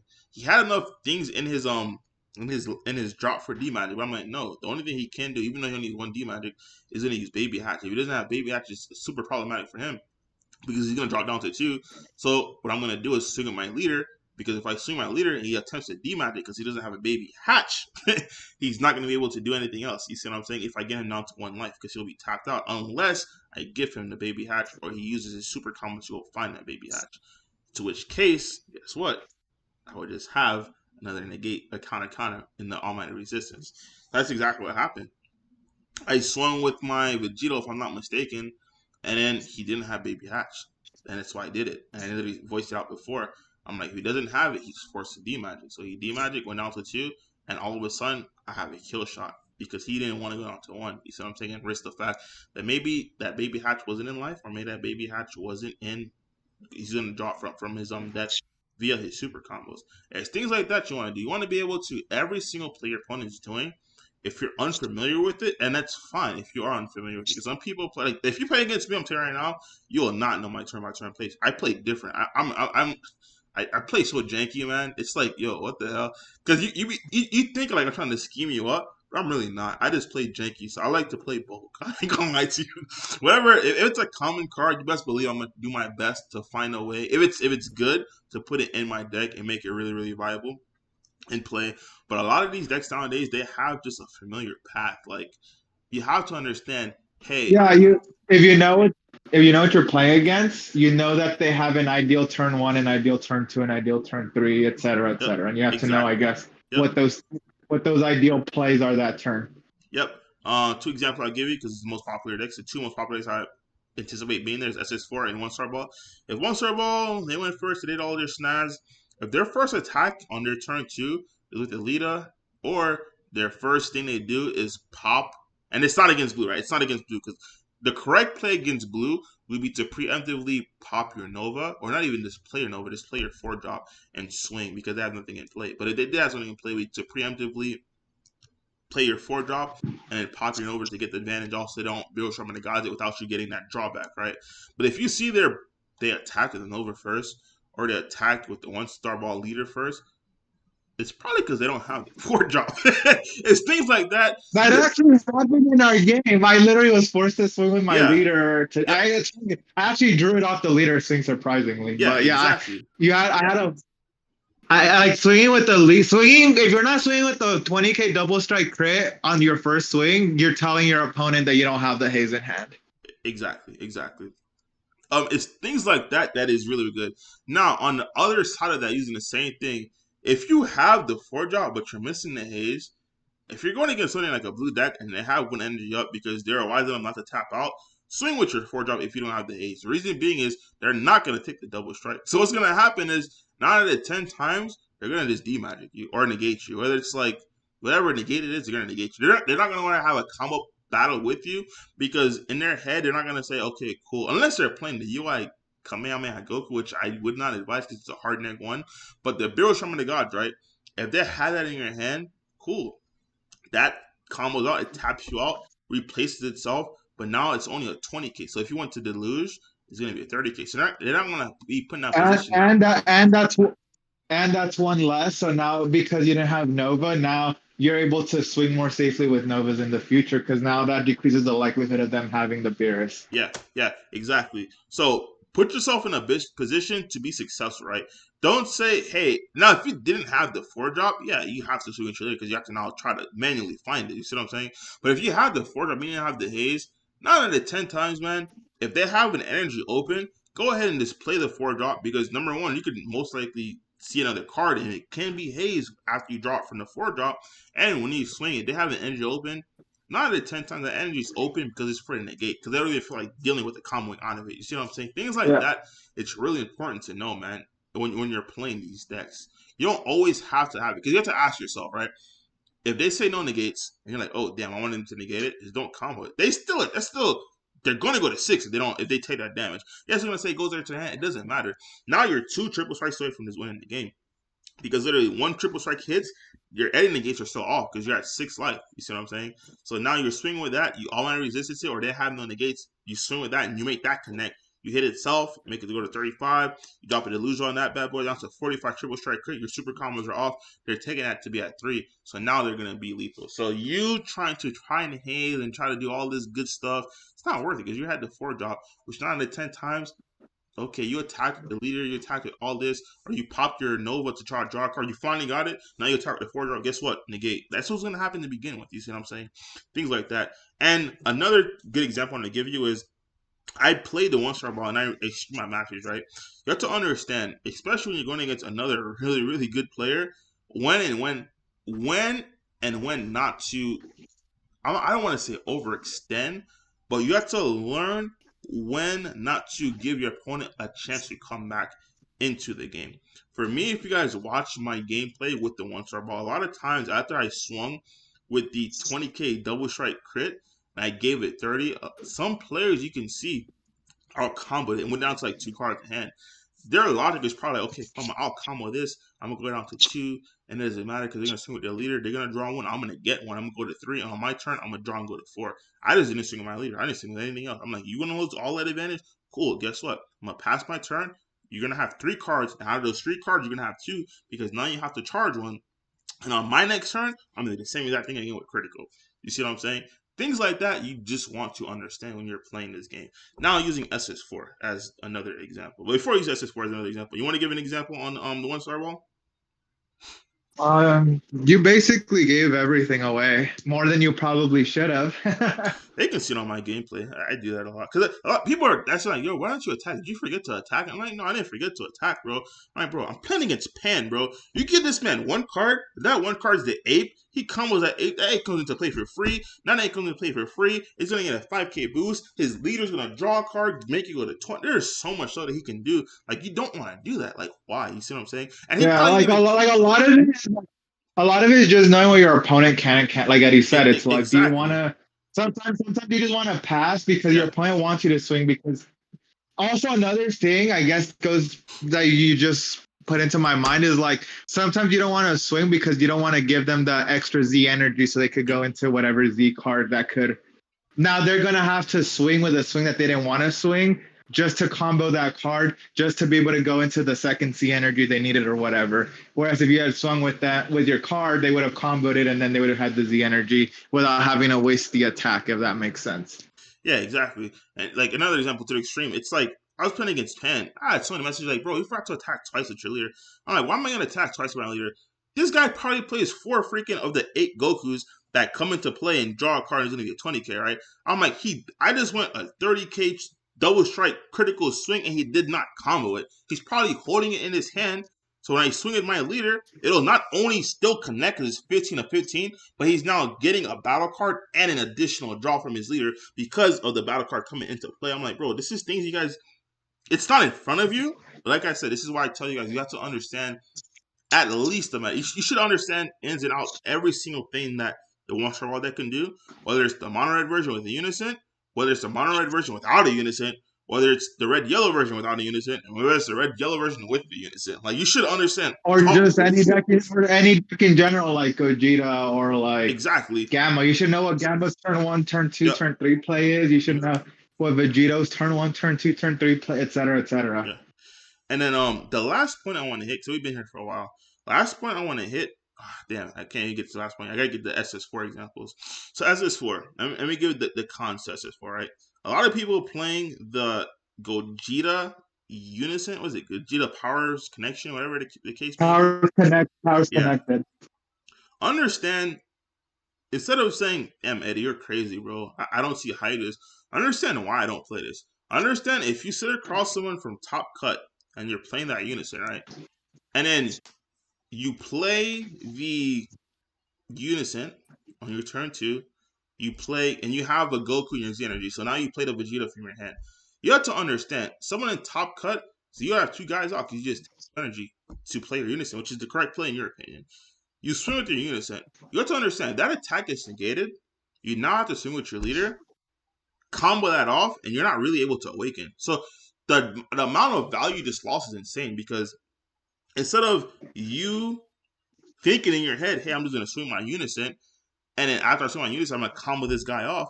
Cool, it's going to connect anyway, but now I get the Vegeta and the Goku my Z energy, and I trigger my leader's auto. So now when I swing my leader, I get my Awaken auto. I get to play something for free. That's going to draw me 2 more cards, not even to mention the fact that my leader is going to draw me an additional card. It's things like that which you have to take a step further than your opponent. And that's one of the main reasons why I don't play the Gogeta units. I did not say that. I don't main deck it for that reason. I don't give my opponent an opportunity to counterplay or interrupt my plays.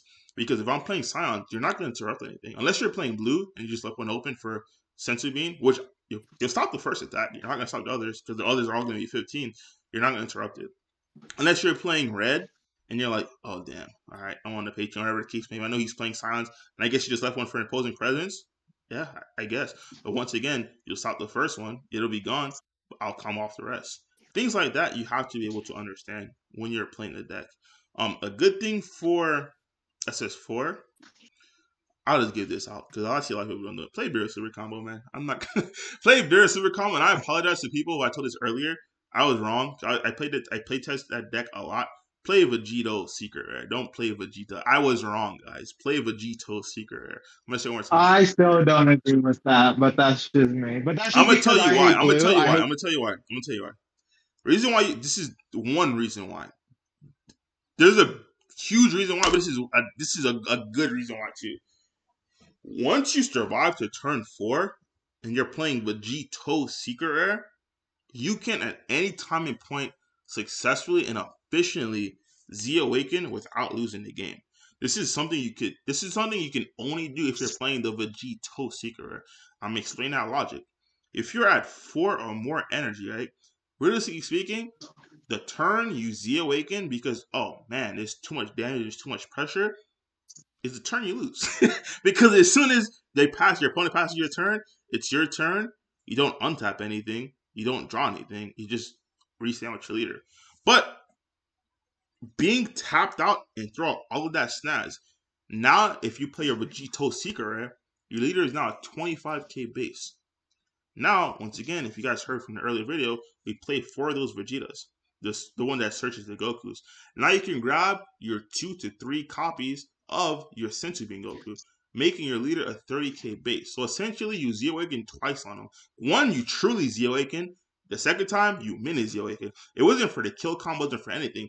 It's literally, you're playing two baby hatches. Because the first one was literally a baby hatch, and the second one was a baby hatch. Where unless you're playing something like Vegito, where it's a plethora of 30Ks, or you're playing the one star ball, which could get two 30Ks in a turn, your opponent's not going to be able to combat that. Because a 30K base leader is super strong, and it's super weird to like try to combo up on that. Think about it, Juha. If you're doing that, right? You're trying to kill me. I didn't combo anything. I know for a fact in my head instantly. I have my I didn't burn any super combo. Everything's in my hand, but I don't want to burn my hand, right? So I'm like, okay, cool. I just see the awaken. Okay, in your head, you're probably just gonna pass. You're gonna be like, okay, I'm gonna get my advantage. I'm gonna draw through the cards that say attack, like my leader, to draw a card. You're gonna get all that advantage, right? And after that, you're gonna say, as soon as I pass, it's gonna be his turn, and he's gonna have to pass right back. But if I do that, I pass and I slam that Vegito because he thought I was gonna die again.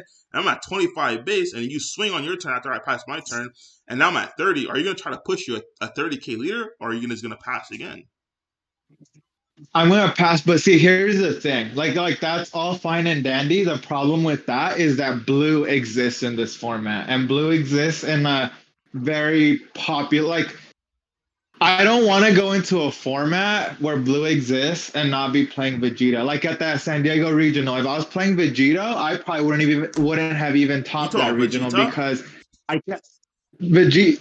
I'm saying I would not want to play Vegeta if I'm in a format where it's all blue because there's so many games that I would have lost if I didn't just play Vegeta, clear the board, and then because Vegeta is just so good against blue. I think Vegeta is the best SCR against blue, and I don't want to go into a format where blue is gonna be popular without Vegeta. They're Like both good. I understand your logic with Vegito. Like, yeah, it's good against, I guess, red, but I guess Vegeta is good against blue.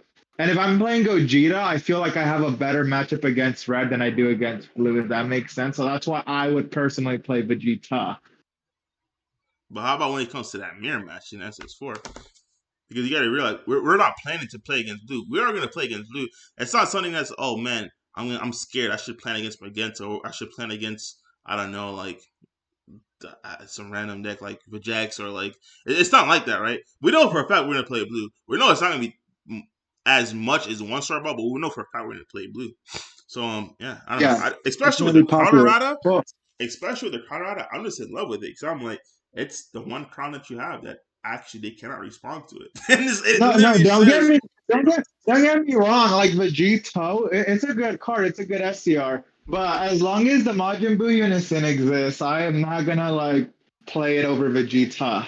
I can see it. Yeah, I mean they're both really. I'm not saying one is like bad. They're both really good. I played both. I started off with playing Vegeta, and I switched off to Vegeta. They're both I'm the really opposite. good. I started with Vegito and then I switched to Vegeta. Yeah, but yeah, to each his own. But they're both really good. I'm not gonna lie to you. Um, yeah, that was that for SS4. Um, I think I hit everything for tonight, man. I'm not gonna lie to you. It says Vegito is still good against blue. It's a good, yeah. Seraph, that's why I use it against Stink too, because literally that sets on 4. I'm in good position, and I don't know, man. Like the hand size is looking not healthy at all. I just randomly, I'm not gonna willy nilly do it if I can't win that turn, but I do it, and I'm like, oh snap, okay, cool. He only has one dirty burst, and he does it right then and there. Okay, next turn, I'm gonna slam that 8 drop because guess what? Or I can have that 1 energy up since I have 5 energy. Now I can now crown and see if they drew another one. If not, go straight into the 8 drop. But I can see the merits for Vegeta too, because if it takes you to turn 5, 90% of the time you're gonna have established a blue unison. So whatever swing you're trying to make connect wasn't gonna connect unless it was the 8 drop. To in which the 8 drop would just one shot the Majin Blue unison because you triple strike it and you just clear it with your leader. So yeah. I mean, like I said, it's to each his own, man. Really good. I guess the best to say it is what do you feel more confident going against? If you feel more confident playing against red, play Vegeta. If you feel more confident playing against blue, play Vegito. I guess that's what I would say. Yeah, and that's a perfect example of why I say a lot of stuff like decklist and stuff. You can look at it, but you have to understand what it does, why it doesn't, and when to use it. Because the same way Juha explained that to you, it like depends on what you feel more comfortable going against. I look at it completely different. I look at it as in I don't care what I feel comfortable going against. I care about what I'm going to see the most of. You see what I'm saying? I don't think I know there'll be some little players that beat 1-star players, There'll but be a I lot think of blue. Well, let's be honest. There's going to yeah be a lot of blue in maths. yeah 100%. Not as I much as red. not as but Not as much that's the as thing. red, but That's it the will thing. be. Not as much as red though, and that's the only reason why I switched back to Vegito. And I didn't switch back to Vegito to post ban list because of that whole Broly counter rider. That's why I switched back. If it was blue dominant, like I knew for a fact the tables were turned and that big ass pie chart was blue. 100% I'd be playing Vegeta because it's like yeah man like you slam 4, I slam 4. So my 4 burns 1 and clears your board. So what are you gonna do about that? And you lose at 10k. So what you doing about that? Um, my man, see, Seraphim, instead of joining the team chat, bro, this man saying in the chat, bro, I'm dead, bro. This man could I've have done joined that the before. I've done Discord that and started giving some because he played the thing, bro. He played the Gohan, bro, the set 19 Gohan. The set 19 Gohan is really really good. I got a cheap win because of that secret I played 1-star. Well, he did not see that jump coming at all. That's the only I lost that game. It wasn't for that secret. I was toasted, bro. I'm like. Whoo, thank God. Yeah, that secret stole me that game clean. But the deck is really, really good because not only did I see him play, I played against other players as well. The deck is really, really good. It's as weird as I can say. It's not like I'm gonna drop my entire hand and keep drawing. That's what I thought it was at first. Started seeing other players play it. It's really, really good, really consistent. Has a lot of ways, like has a lot of dumb floodgates. Like it's not your traditional. I'm gonna like that tap you for Gohan, Android like that 13 Gohan. floodgate. Yeah, and these floodgates, it's not like okay, cool. I don't care because yeah, you only have 0 cards in hand. You have 3 cards in hand. I'm gonna push through it. Sometimes you can't push through it because it's like if you read what the floodgates actually make you pay, Like with Gogeta and Vegito, it's really hard to push through that yeah, you Gohan because you don't literally even. are not able to pay the. It's not like okay, cool. I'm going against Gamma. Shit, I'll discard. I'll bottom net these 2 cards and kill you for a game. It's not like that. Sometimes you really not able to push through the cost to attack, man. And it's like, bro, you gotta be kidding me, bro. Because this guy was It's dead funny you tight. mentioned Gamma. It's funny you mentioned. It's funny you mentioned Gamma because Gamma can play that Gohan because Gamma's a superhero deck. Yeah. Gamma's cool. Gamma's cool. If I were to pick blue decks, I already picked my blue decks. I give you 5. All right, I'll end it with this. Right, my closing comments. I'll give you 5 decks for each color. 3 to 5 decks. It's hard saying 5. 3 to 5. 3 to 5. For red, you want to start off with red? I'll give that one to you. That one's the easy one. We already know Sin, Vegito, Gogeta, Pan. I could see Pan topping. I don't know Tim about will top. winning. Tim will top. And It's top 32. and I play myself. I have Pan built myself. I'm actually looking for the Zenkai Pan for the deck, but I can see it topping, but I'm not sure I Tim will can see get it there. winning. It's top 32, bro. Tim will get there, bro. That guy Yeah, loves that deck too much. I know he does.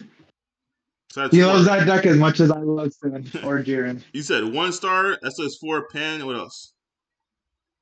and Vegito. Those are your. That's it. There's 4. Well, for red, yeah. Because much as I would love to say red Jiren, it's like it's not happening. Right. People are gonna say. People ask me a lot about that Gogeta deck, bro.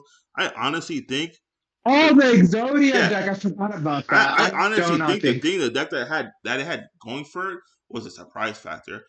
I think Yeah, everyone knows about it now. there's certain decks that are good only because of a surprise factor, and there's certain decks that are good with a surprise factor, but it's just not stoppable. Like when Starwall came out, a lot of players were playing it. I'm gonna be honest. I could have seen that guy potentially winning that, like not even topping, potentially You winning snap, that you if he snap. There's no way literally the guy winning that. Like any player in if he Top Cut kept would have that been deck. like, I'm gonna stop this, and then we're gonna continue. I can see him topping I that. I mean, could have seen him topping that. It's top 32. he could have probably finished. He could have probably finished really high in Swiss too, because like I could see I would have him seen going that, like. but he would have followed Top Cut. That strategy is really simple to get out of. Well, the No, technical ramifications to get out of. I completely forgot about Exodia because I really do not think it. I know there's gonna be people are gonna play it in the early rounds, and I do not think they're gonna go very far. Not to be mean, I just think that deck is very. Can I see it in It's Top Cut? very easy to. Yes. But once again, I don't see it winning. I know for a fact it's not winning. 100% it's not winning. Can I see? I can honestly see anything It that's just decent in Top Cut. Because once again, it is top 32. So yeah, I guess that would be the top 5. is a lot easier. So if we talk about blue decks, right? Top five. Yeah. So Blue decks. let's talk about blue decks. Blue. Uh, number one Gamma for sure. All right. When I say Gamma, I always say Android 16. So that's my Android picks, right? That's still one. It's Gamma slash Android 16. I can see set nine Gohan. I can see reboot ramp Goku. Beers. Need one more, right? What am I missing? There's one I'm missing. I said reboot ramp Goku. Beers. The androids. Reboot ramp Goku. That's Beers. all of The them. androids. That's all the really good blue decks, unless you want to count SS3, which I know you don't want to. I don't see that thing getting top 32, bro. I'm not gonna lie. I'm not making this up. Um, oh, that bean hit is huge, bro. Like that, if that bean hit the thing, I'd have been like, yeah, I I see know it. it But is. that I thing know is it is. huge, bro. You got to set a turn I back to know it Majin is. Buu, b. That's one less card you just drew. That's rough. I just had four, right? I had the Android decks. That is four. I mean, Oh, set 19 Gohan. Set 19 Gohan. we What's already one counted. more You blue already deck? There counted has to be that one more one. blue deck. Hold on, You bro. already counted. So we have That's all the blue decks. we have Gamma slash We have Gamma Gamma slash Android 16, 13. We have Gohan. reboot Goku. We have Gohan. We have Beerus. Let me see these blue leaders real quick, man. That's all the decks, unless you want to say something like Janemba. That's the rogue tier. I'm just gonna say Mill in general. I'm not gonna say this. Hey, I don't think trade this trade survives. my top with Cooler. Trade my top with Cooler. Trey loves that deck to death. I love Trey, but that boy's gonna be if he's playing cooler, boy. Shit. Trey, the side events start right here. I got the schedule for you right here, my guy. Let me see the first event on Saturday, bro. I mean, the first event on Saturday starts at hey 2 o'clock. Man, oh man. Let me see, bro. Blue decks, broski. That's all the blue decks. That's all the relevant blue decks. Like I said, unless you want to count SS3 Goku or SS4 Vegeta, those are like the only other blue decks. I don't think SS4 Vegeta would just negates that would stop it, especially if just blue, bro.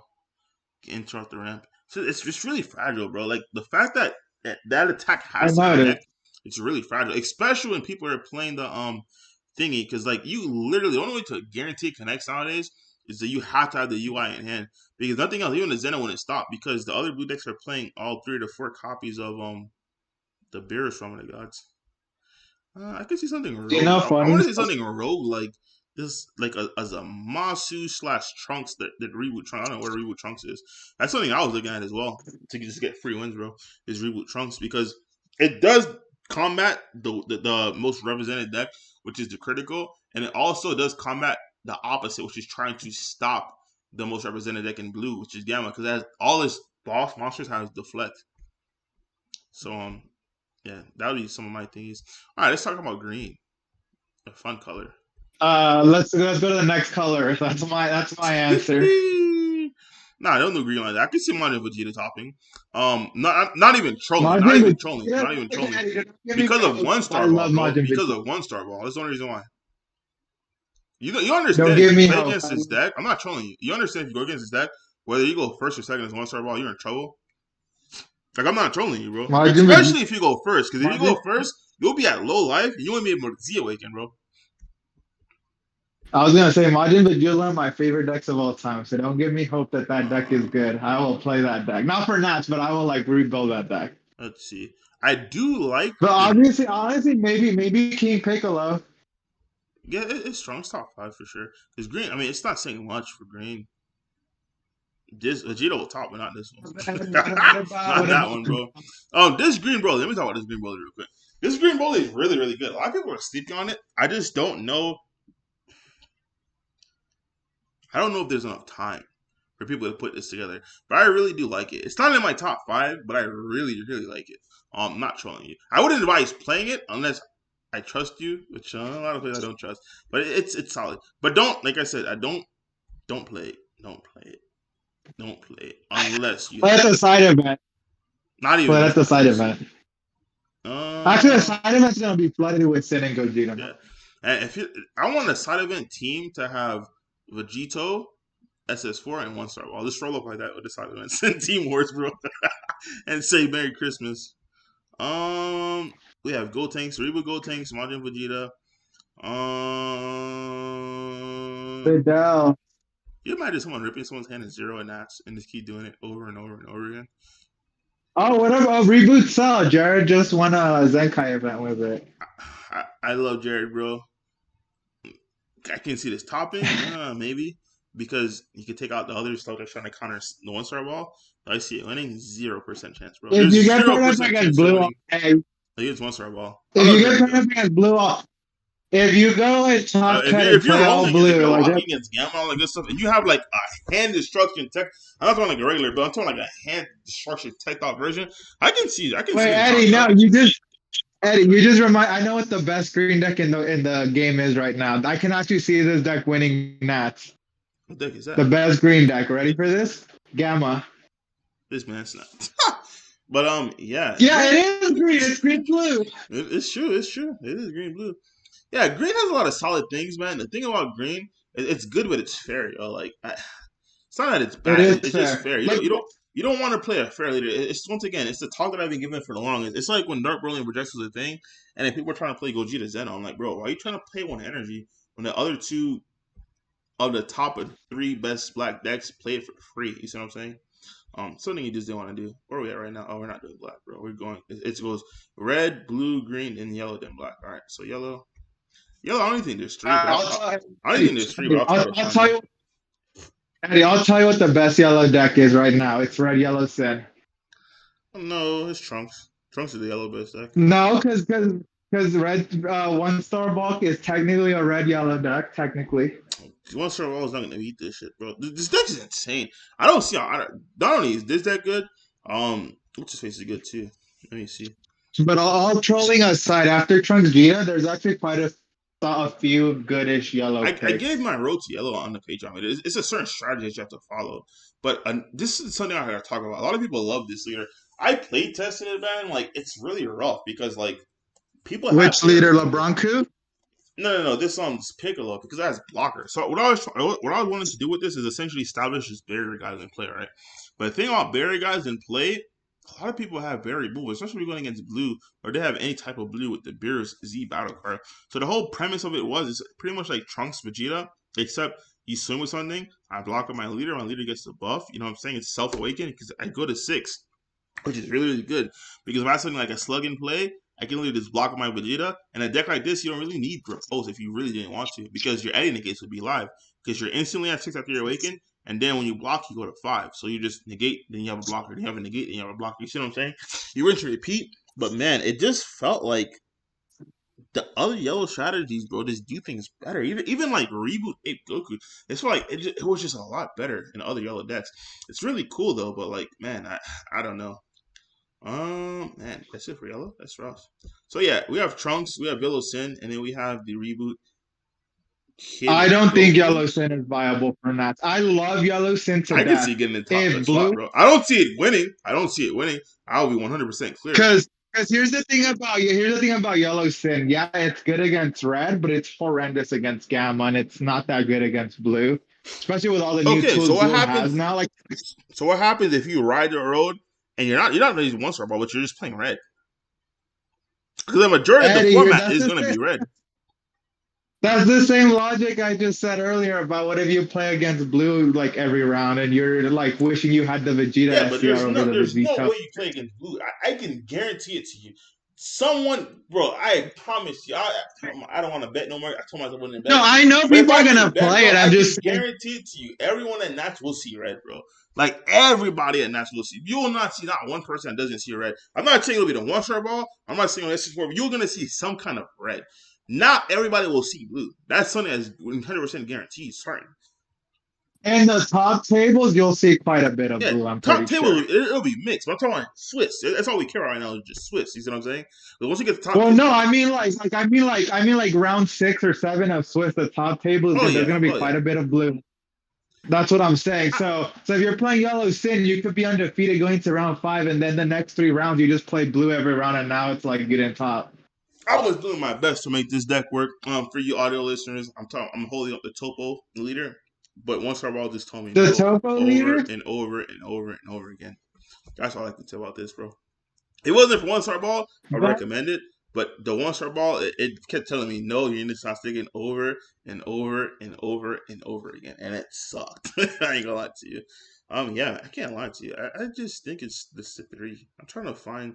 I think the most generic yellow leader is still Gotenks, but yeah, I don't know, man. Like I really don't know. I think yellow's in a You, rough spot right you, now. you know what's a yellow leader that I tried my hardest to make work? I'm not trolling because it got support and the support makes it so consistent and you pull off your I broken would combo say every something like game. this, but The problem is when you pull off your combo, you still lose to red and you still lose to the meta deck. It's Garlic Jr. garlic, yeah. Like it has a combo where it has a pretty cool combo where you People try to like make that spam deck the work for board and Bahamas, draw. man. No, like Um, literally, like the new cards make that combo so consistent, but it doesn't matter because Red's just gonna neg your guy off the board, your indestructible guy. Vegito doesn't care that you have like a giant hand. They're just gonna triple strike you to death. It didn't work. Like you get the combo off every game, it's very consistent, but it's still not amazing. It's still like kind of bad. there's no way deck plan is correct. There's only 38 black leaders. That's insane if this is correct. So That actually makes sense if you think about it because the first three sets there were no black leader. There was like one there's black no leader and black it was leaders like this mass last save. set. This is damn. They said black kids Yeah, should there take was over. Magenta. Magenta's a black leader. Oh yeah, that's a promo. Oh yeah, that's true. Yeah, unfortunately, I think the best black deck is probably you and Matt saying, man. Just it's the same premise as 1 star wall, and then yeah, it just gets rounded out to the So last couple the of funny thing is good I black actually decks. want to play a black deck because I have the black SCR, the Cumber SCR. It's such a broken card and I really want to use it, but there's like no black decks that like I feel are good. Like the way I see it playing that SCR, it's like my SCR is broken and the other 49 cards in my deck are not broken. Maybe Kid Goku. And the only reason I'm saying maybe is because of the hand size. Like I can see Kid Goku having giving players the same issue as SS4, where you're combating the field while their hand is just fat and that thing never shrinks, bro. Maybe Kid Goku I can But see. the problem is it does shrink because you can very easily get rid of the one drop Goku, so now they're not constantly replenishing their You hand rinse with and the Dragon repeat though. Balls. You rinse and repeat the ones with Power Burst and stuff.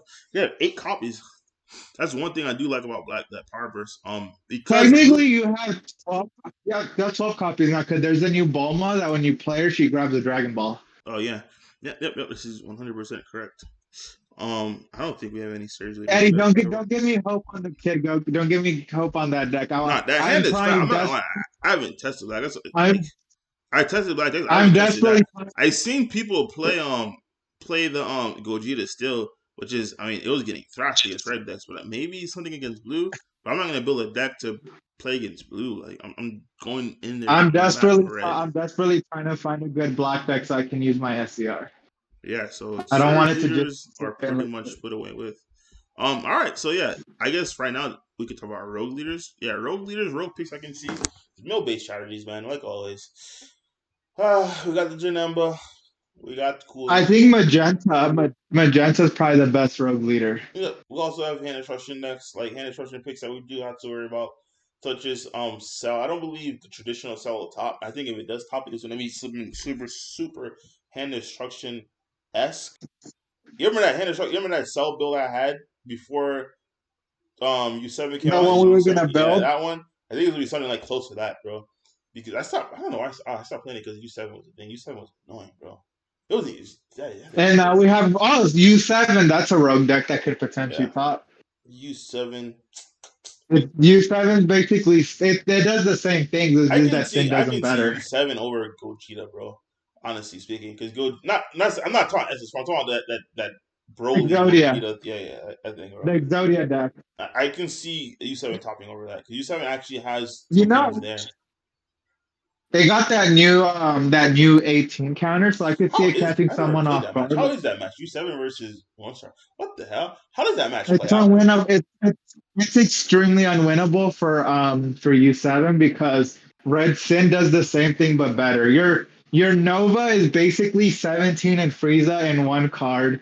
So you know how the thing about U7 that was annoying is that you had to either clear their board or hit their life. Yeah. Sin does both. I hit your life while negging your board, so it's like near unwinnable for U7. Mm. Interesting. Yeah, man. I think that's it for that though. Like, it's just mill. Like, I don't see what else happens. Let's see. We got some comments. I played Jared and Zenkai event. I literally just needed one SS4 Gogeta and I had game. Yeah, he said his SS4 matches were close. Shows that cell deck spice. I'll show you guys. I think I Oh, didn't that make was my. months ago. What's up? That was months ago. Do you still have it? Nah, I don't. I had to rebuild it. The content was the same. It's literally you see It cell was months leader. ago. It's you see cell leader, and you're not seeing what you think. You're not seeing the starter deck, bro. You're seeing pieces of it, but you're not seeing the starter deck pieces. You're seeing your hand is just like evaporate. I'll tell you, I was playing Joe Howard. The only reason why I kept coming up because U7 was the deck at the time, and he kept replaying the freaking what's his face. He kept picking up his The Vegeta Jiren secret, got bro. But this was before the alt, so I don't know. Maybe we'll see. actually, now that I think about it, remember, U7 used to struggle against that version of Cell. The only thing that made it hard was that I'm gonna buy back my SCR and Yeah, then that's the just only reason why I auto kept coming win. back. Your battle cards were taking like the cell build that I'm talking about, Red on 53. It didn't care how aggro you were, bro. Like the attacks were never connecting. What it did care about though was when that Vegeta came in. Because Oh, I didn't play. Eddie, I'll give you guys. I didn't play Unison, so like whenever Vegeta came in, that Vegeta was just. I'm like, damn, bro, every single freaking time.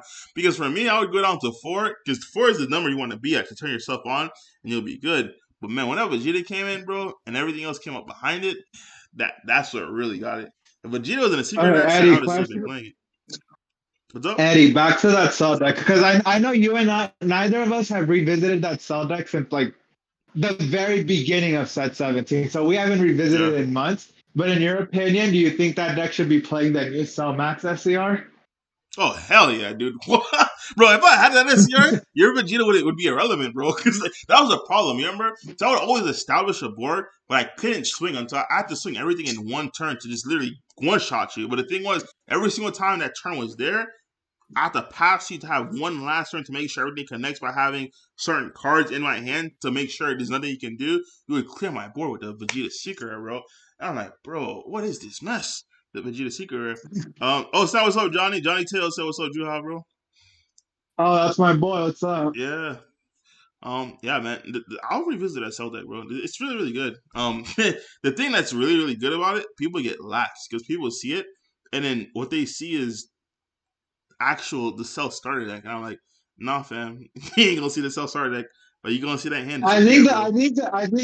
I think playing it the super cookie cutter cell starter deck way is actually even more inefficient now because I the don't think you black can smoke do that. Shenron Yeah, exists. yeah, Black Because Smoke. the black You have what this? You have Black Smoke. You have one star. You can't do that no more, bro. yeah. All right, one last tip and trick that I'll leave you guys with, man. You guys have these deck lists, right?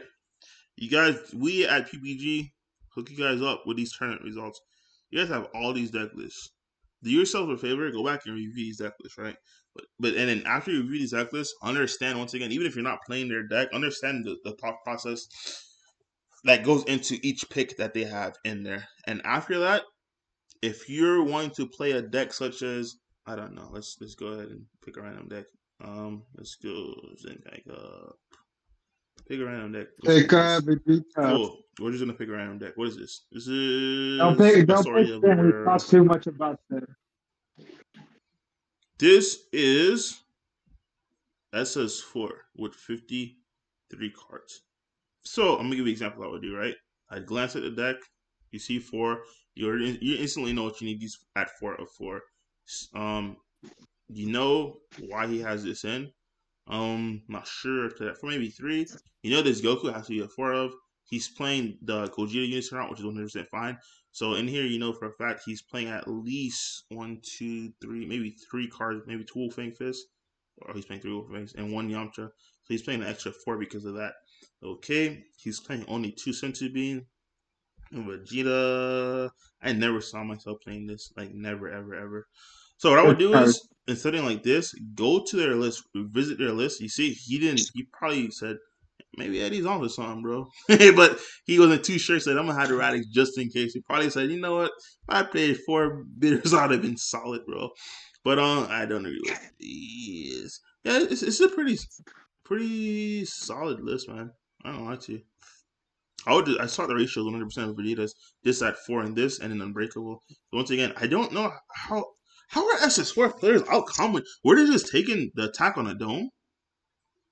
I guess so. I know. So when I played Gogeta, I was There's no playing the way, bro. Hold Unbreakable. on.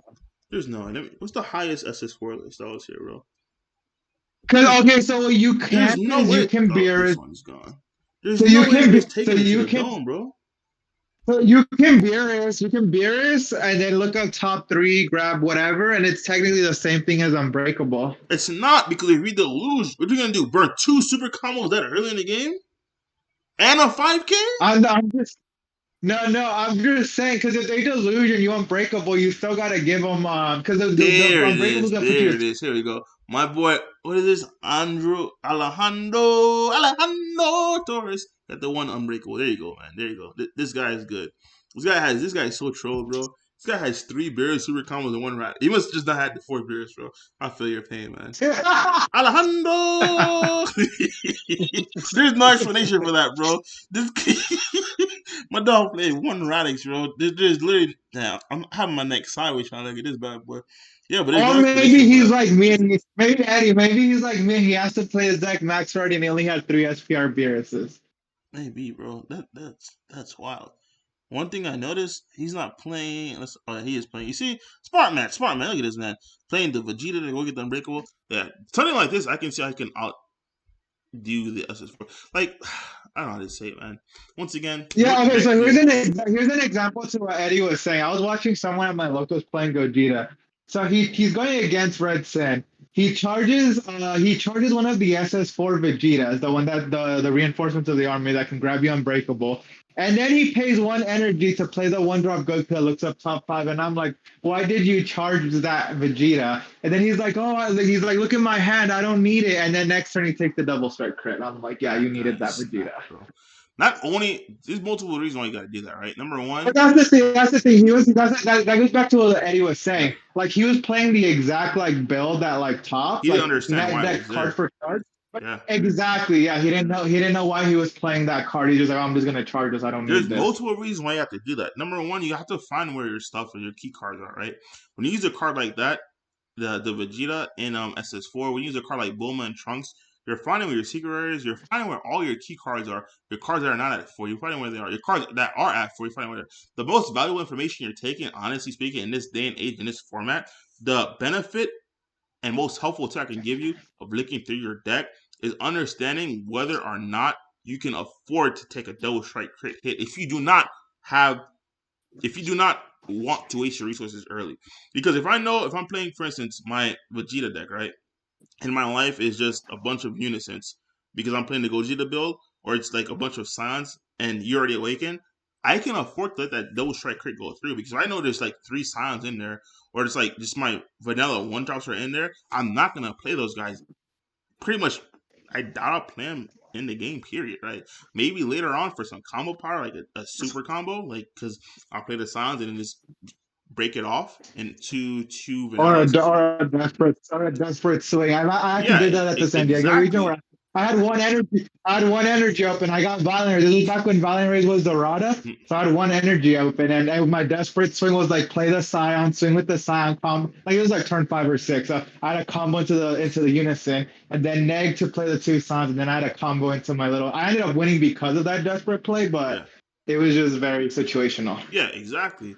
It's things like that where you have to understand because sometimes you can have the unbreakable in hand, right? You because I can use the Vegeta to go search the unbreakable, and I can have a beer super combo in hand and a fight I want to get rid of. But with that being said, I can look at my thing and see in my life I'm going against one star ball, right? In my life, it's pretty much my Wolfang Fist, my Gogeta Unisons, and my Yamcha counterplay. I can if I know like 4 to 5 cards are those cards you can double strike crit that. I don't care because those cards weren't going to be used anyway. So I'm not going to waste resources to gain cards from my life into my hand that's just gonna go straight to energy. Send that shit to drop. Excuse my language. Send that crap to the drop. You see what I'm saying? Things like that's what I do against like the One-Star Wall players. If I know my Piccolo, if I'm playing Trunks, my Piccolo Secret is in there, my Repulse is in there. If I know for a fact I have a lot of one drops, like it's my one drop Trunks, like 2 1 drop Trunks, one drop Vegeta, and the stuff that I want in drop, do me a favor and put it in drop for me so you can turn on my sparking super combos and so you can give me targets so I can play back from my drop. Things like that you want to be able to understand. I don't think players understand that. Because just because I tell you, yeah, I give you a strategy to out combo a double strike crit, hey, if it's 30k, you don't want to do it. And you could validate the reason why, because it's useless cards. Take it. You don't care. But if it's 20k, and then you can do it because then it's super relevant resources out combo. Even if it's 30k, you're not combo to say those resources. Pyro Chat, first time chat. What's up, man? Thank you for joining. Yo, Eddie, what do you think of the red green Vegeta super combo in Gogeta? I see it's finally out. I put that out for the longest. It's not in Gogeta though. In Vegito, and That's Gogeta like just SS4. I think it should be Beerus and 100% Beerus. 100. I don't like to say anything over that's just, 100 because anything over 100, in my opinion, is being not realistic. It's 100% Beerus Super Combo. Red Yellow Beerus Super Combo. What do you think about that, Joe? I was gonna say that Vegeta the red green super combo has been your spicy secret super Yeah, combo in I like put one that of out your in the decks. Patreon a while ago, but people probably are testing it something else. Yeah, I mean, you can test it. But the thing I'm telling you, like Super Combo I've doesn't had draw. I've had people ask me. I've had people straight up ask me, "Hey, should I play this in Red Sin?" And I'm like, absolutely not. But I could see the You merits need to be as able to to filter. why people would The consider it. thing with the thing with the 1-star ball and then SS4 is the hand size. You don't want to break away from that strategy, man. You want to have infinite hand. Yeah. You don't want to use that. Yes, you can out combo cards, but the thing about it, right? Let's say if you have the Beer Super, 1-star ball swings. The example we've been using all night. They go to 30k because they use Deluge. You're going to be able to Unbreakable because Unbreakable replaces the card in your hand. Your auto will trigger. Your auto will also net you another card. You want the Beerus. Beerus will replace a card from your hand that you just combo, and you just want to lose one card in that transaction. If you use the Vegeta super combo, right, you lose one card from your hand. That Vegeta is gone. Granted, you're gonna say, yeah, I would drew a 5k out of combo it again. But what happens when it's the end of the game and then they're dumping on you? Versus a card versus a leader that lets to draw. You know what I'm saying? Your hand is going to be short. The reason why I introduced that into the Vegito itself, because Vegito has a plethora of rays once it passed turn 2. His hand size will just increase like crazy. You have the secret, it'll draw you 4. A secret, you'll see it every single game. Sometimes you won't play because your opponent plays around it, but you'll see a secret damn near every single game. You have the 5-drop Vegito that'll draw you 2 and filter your cards, and it'll draw you 2 more once you activate top 2. You have your leader, which pretty much filters a dead card, and then you have your leader. Oh, I'm talking about right now, Pyro Chad. So you have your leader to bottom deck a dead card, like an Omar, whatever case may be, to draw 2 cards. That's why I introduced that Vegeta green yellow or green red super combo in Vegito. But I wouldn't recommend it in SS4. SS4, you have to stay with your strategy, which is to draw. And not only that, And definitely not in Sin because yeah, it's Almighty Potter. you need to be able to filter through your deck. SS4, yeah, you just filter, man. You don't really worry about having a blocker. Like you don't like you really don't. I don't know. Yeah. So that's it on that. JS, thanks for joining. First time chat. Thank you for joining. JS World J. Scion or the Gogeta Unison. I didn't like Scion before. Yeah. So 100%, I main deck Scion still, and I have Gogeta in my sideboard. I said it earlier in the thing. If someone understands what SS4 does, what's going to happen is on your turn 2, when you attempt to play the Gogeta Unison, the natural thing you're going to do, right? Because you'll probably have either a Goku or a Vegeta in your Z energy. So you just need one more in there. So what they're gonna do is top 2 on your turn 2 for your Gogeta unison. You look at the top 3. Oh snap! I found my secret rare. I didn't find my secret rare. I found whatever card I want. I found a Goku because I have a Vegeta in my Z energy, or I found a Vegeta because I have a Goku in my Z energy. You're gonna +2 to play it, right? You're gonna draw your card. Now you're gonna swing with your unison because you want to combo it off, so you could swing with. So you can awaken with your leader and then swing with your awakened leader. Now what happens if your opponent just negates that attack? So now you have to swing with your unawakened leader to trigger your auto. And now it's like, damn, I really don't want to awaken because it's snake. Like, I just rather would wait one turn I or to wait the next actually, turn. I actually have an even funnier. I actually have a funnier example. Going back to that same guy, different game. He was playing Gogeta. He misses Unison on turn two, so That's he even pays worse one if you to miss play. your unison. Yeah. Yeah, so he misses the unison, so he plays one energy to play the Goku that switches itself to rest to draw a card. He swings with leader, his opponent count negates the attack, and then the opponent is the Gogeta player is forced to pass turn because he doesn't have it like he can't play another He attacker. has nothing And to and, attack and with his because Goku the only battle cards he has is to yeah, come his, into play Goku and Vegeta that you have to combo out to begin with. yeah, so I'm his telling Goku, you. Goku goes straight to the drop. It was the funniest thing. Like his opponent just the Gogeta player just screamed at Oh his my opponent like, "Why would god. you negate that?" He's like, "I'm punishing you for it." He essentially punished himself. That was friendly fire, bro. I'm self-inflicted. All right, JS Roll J, right? I'm gonna give you a perfect example of why I tell you. I don't tell people that I don't play the Gogeta. I do play it in the sideboard. Perfect example is against a popular blue deck like Gamma. Against a popular blue deck like Gamma, signs don't like itself. It's not gonna matter, right? The reason being, by their turn two, they're gonna be at 15. You can put that damage on, but they're gonna be at 4 for a good while because they're start untapping 3. The thing that really hurts them more would be for you to just play that Gogeta Unison because now you have access to cards such as Omen of Awakening. So now when they tap 2, they're gonna net a loss of 4, right? Because they're gonna lose 2 energy. They're gonna lose their Android 13. It's still gonna negate the attack, but they also discard for cost. Always, guys, always when somebody has a discard for cost, always force it to discard first. They always ask you, do you have a response? Don't let them cheat you. Say yes. Always tell them, you pay your cost, I'll let you know. Like straight up, that's how I always tell people. I'm like, you have a response, you have a cooler. I'm like, bro, I'm not gonna tell you if I have a response until you pitch for your topo, or until you pitch for your bottom raise, and then if I have it, I'll show it to you, bro. Always, always, always do that. After they do that, they're gonna attempt to play it. They're gonna ask you a response. That's the proper way to play. Then you respond to it and you stop it and you continue your onslaught because now you have other ways of creating advantage without them stopping your gameplay. Things like that where you want to be able to sideboard out of signs. Things that are not really effective, right? Like Scions, if you're going second, like let's say you won game one against one, you're going to win game one against one fireball. It's just facts. If you're going second against one star ball because you won game one, take it out. You don't need it no more, bro. I mean, you can have it, but now you're putting a lot of things on your one star ball because realistically speaking, you have one chance to do it before they awaken. You see what I'm saying? So if you don't open it and you're going second, that was your one shot. Versus if you're going first and you on the die roll, or if it's game 3, you lost game 2. I don't know how you lost game 2, but it's game 3. So now you're going first. You have 2 ways of seeing the silence. But not only have 2 ways of seeing the silence, you can play the silence and +1 the silence, and there's absolutely nothing your one star wall opponent can do to remove silence. Nothing. They're just sitting there and look at it like, bro, I'm about to get my cheeks spread as soon as I pass my turn straight up. Because the Scions will be at 2 markers. They can't swing with their leader. The most they can swing with is like if they played a Natron, if they played a Haze, or they played Oceanus, I guess give it a Deluge or give it like any 5K to make it 14K or 19K to go into it. That's fine. Which It'll is kind still of be at bad. Which 1. was really bad. Exactly. Now you're That's losing a card out horrible of it. because now you're gonna be unawakened. You're gonna have your scions. You're gonna have the 2 little wieners coming out. Let me not say that. You're gonna have the 2 little vanillas coming. You're gonna Vegeta. have the 2 vanillas coming behind it. The one thing I will tell you guys, when you have multiple scions, this is on the Patreon channel. This is another thing where I tell you it's really important to play searches that look through your deck to see where everything is. If you look through your deck when you're supposed to look through your deck and see where everything is, a deck build like that, you want to see where all your vanillas are. Because if you only have 3 vanillas in there, you have to understand when you combo off one of your vanillas, you're not able to Z charge it. Because if you Z charge it, you won't be able to get it back because you saw your deck.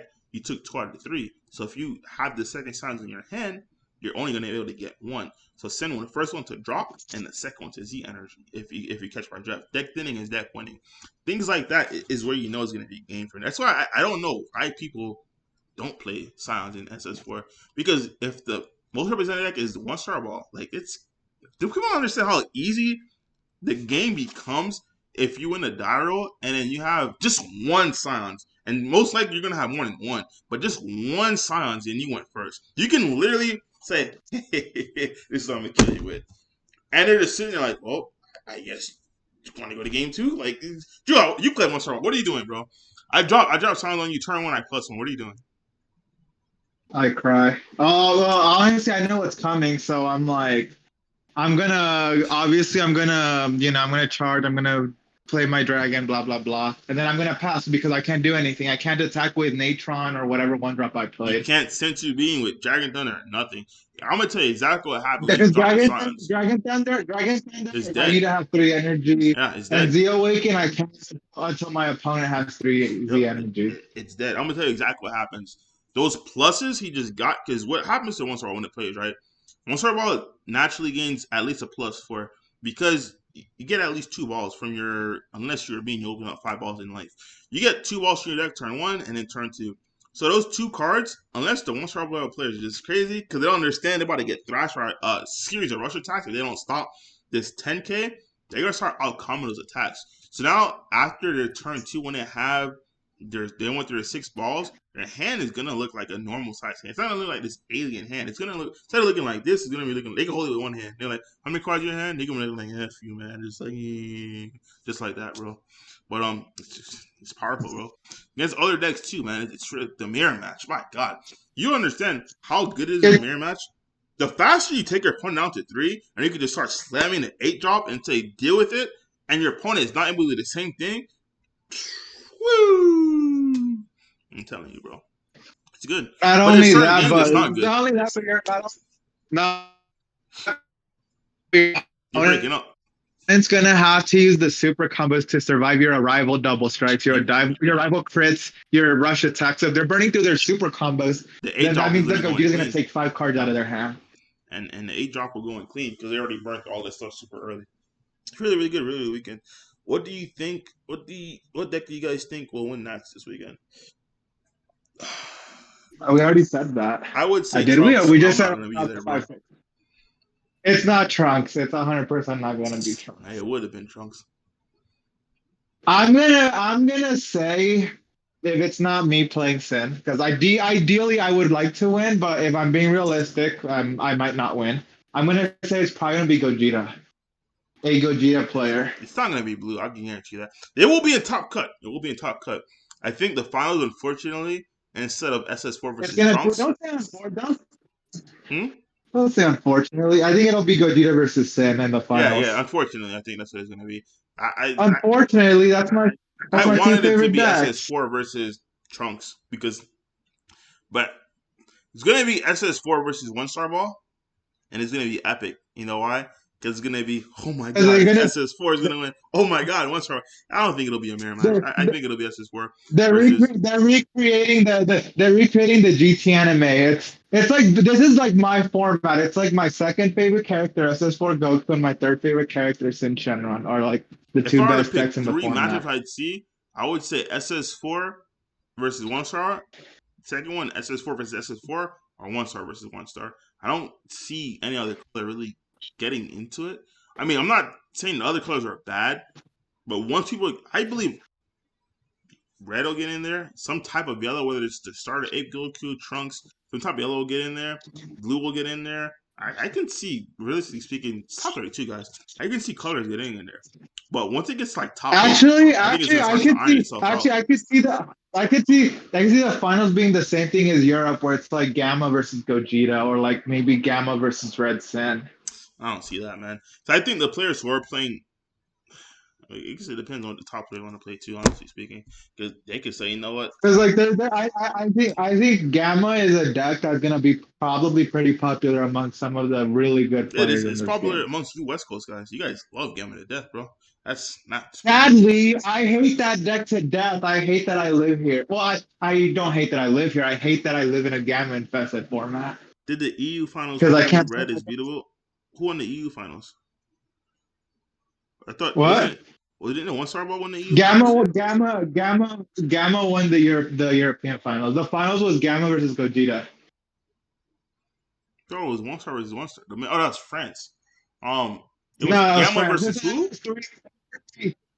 So there were three nationals. There was the Italian Nats was Red Sin versus Red Sin. The French Nats was I don't know what the final was, but I know Sin won. And then the French was European. One Star versus One Star. Damn, 2 out of 3 finals Okay, One Star so versus One Star.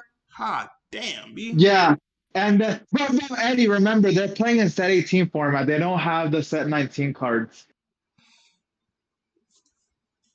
So Blue Gohan wasn't a thing. Blue didn't get all their new dumb tools that they got, etc.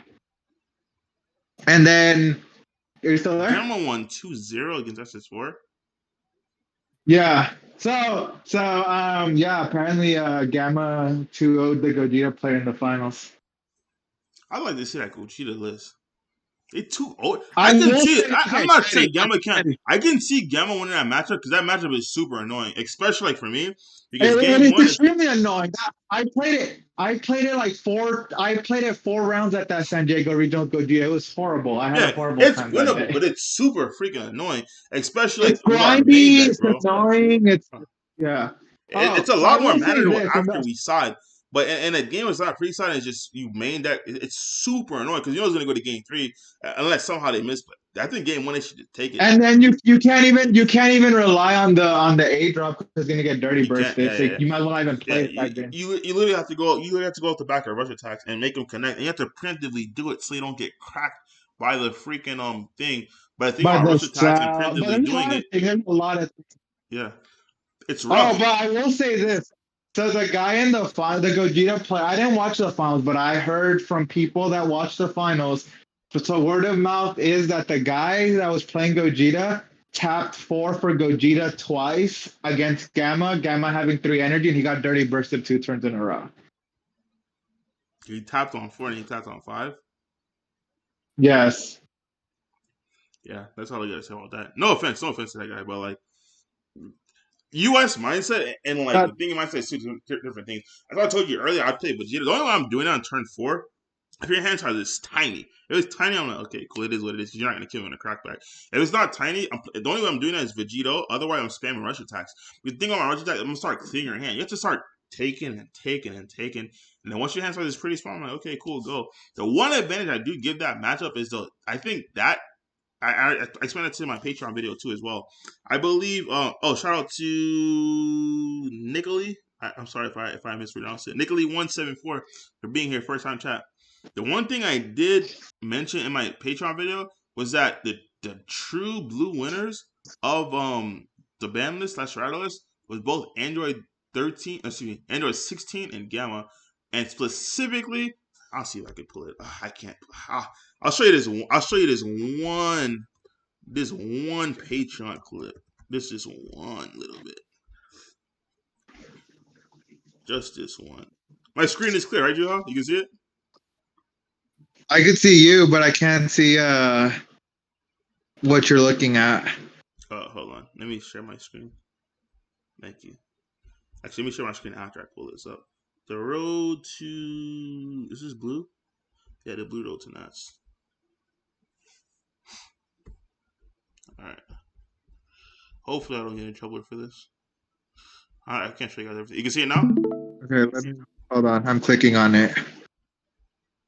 It's loading the blue road to Nats. I see the snake way and everything, the PowerPoint and all that. Yep. So I did like an hour-long video on this, the blue road to Notch, and I told you guys straight up, the true blue winners of this format is specifically these. So I put these together, but the one combination they have together is Android 18. Let the battle begin. This is 100% the I happiest despise card from the ban this list. card made me hate this card made me hate the character Android 18. This is 100% the happiest card from the ban list because the fact that you can no longer hit. Oh, you guys can't see that. The fact that you can no longer hit the crown blindly, because you don't have to worry about that with the unison. This makes it so much playable because now you don't have to worry about crown period, which is I believe wrong on Bandai's part because literally you guys have 3 free energies that you can play with. If we rip a super combo, by damn means we rip the super combo, man. But now we can't even rip a super combo. It's just it's rough. And this Another reason why Gamma 1 I guess got a boost is that the Vegeta Resolve Renewed basically got banned because yep now only Vegito can play it. So yep so now they can play their dumb floodgate for like without fear. exactly. He hit my next point. I was gonna say after the end of 18, but not only does this hit that, but you also have access to hitting other key cards such as the 4 drop. Just so I said, going first with Gamma, that's one thing I did want to mention in the video. And we got to end. It's about to be midnight. If I wanted to say going first with Gamma, you really shouldn't be practicing because if you're playing Gamma, that's a deck that you should already have down and mastered, right? When you're playtesting now, you want to playtest against your worst matchups going second. Like if you're Gamma, you want to playtest against the one star ball going second every time. If you're I don't know, man. If you're any deck, you want to playtest going against one star ball second anytime. If you're anything, you want to playtest going against SS4 anytime. These decks, if you're going first, you should have a natural advantage. You want to get a hang of two things: playtesting going second with just your deck, and then playtesting going second post sideboard.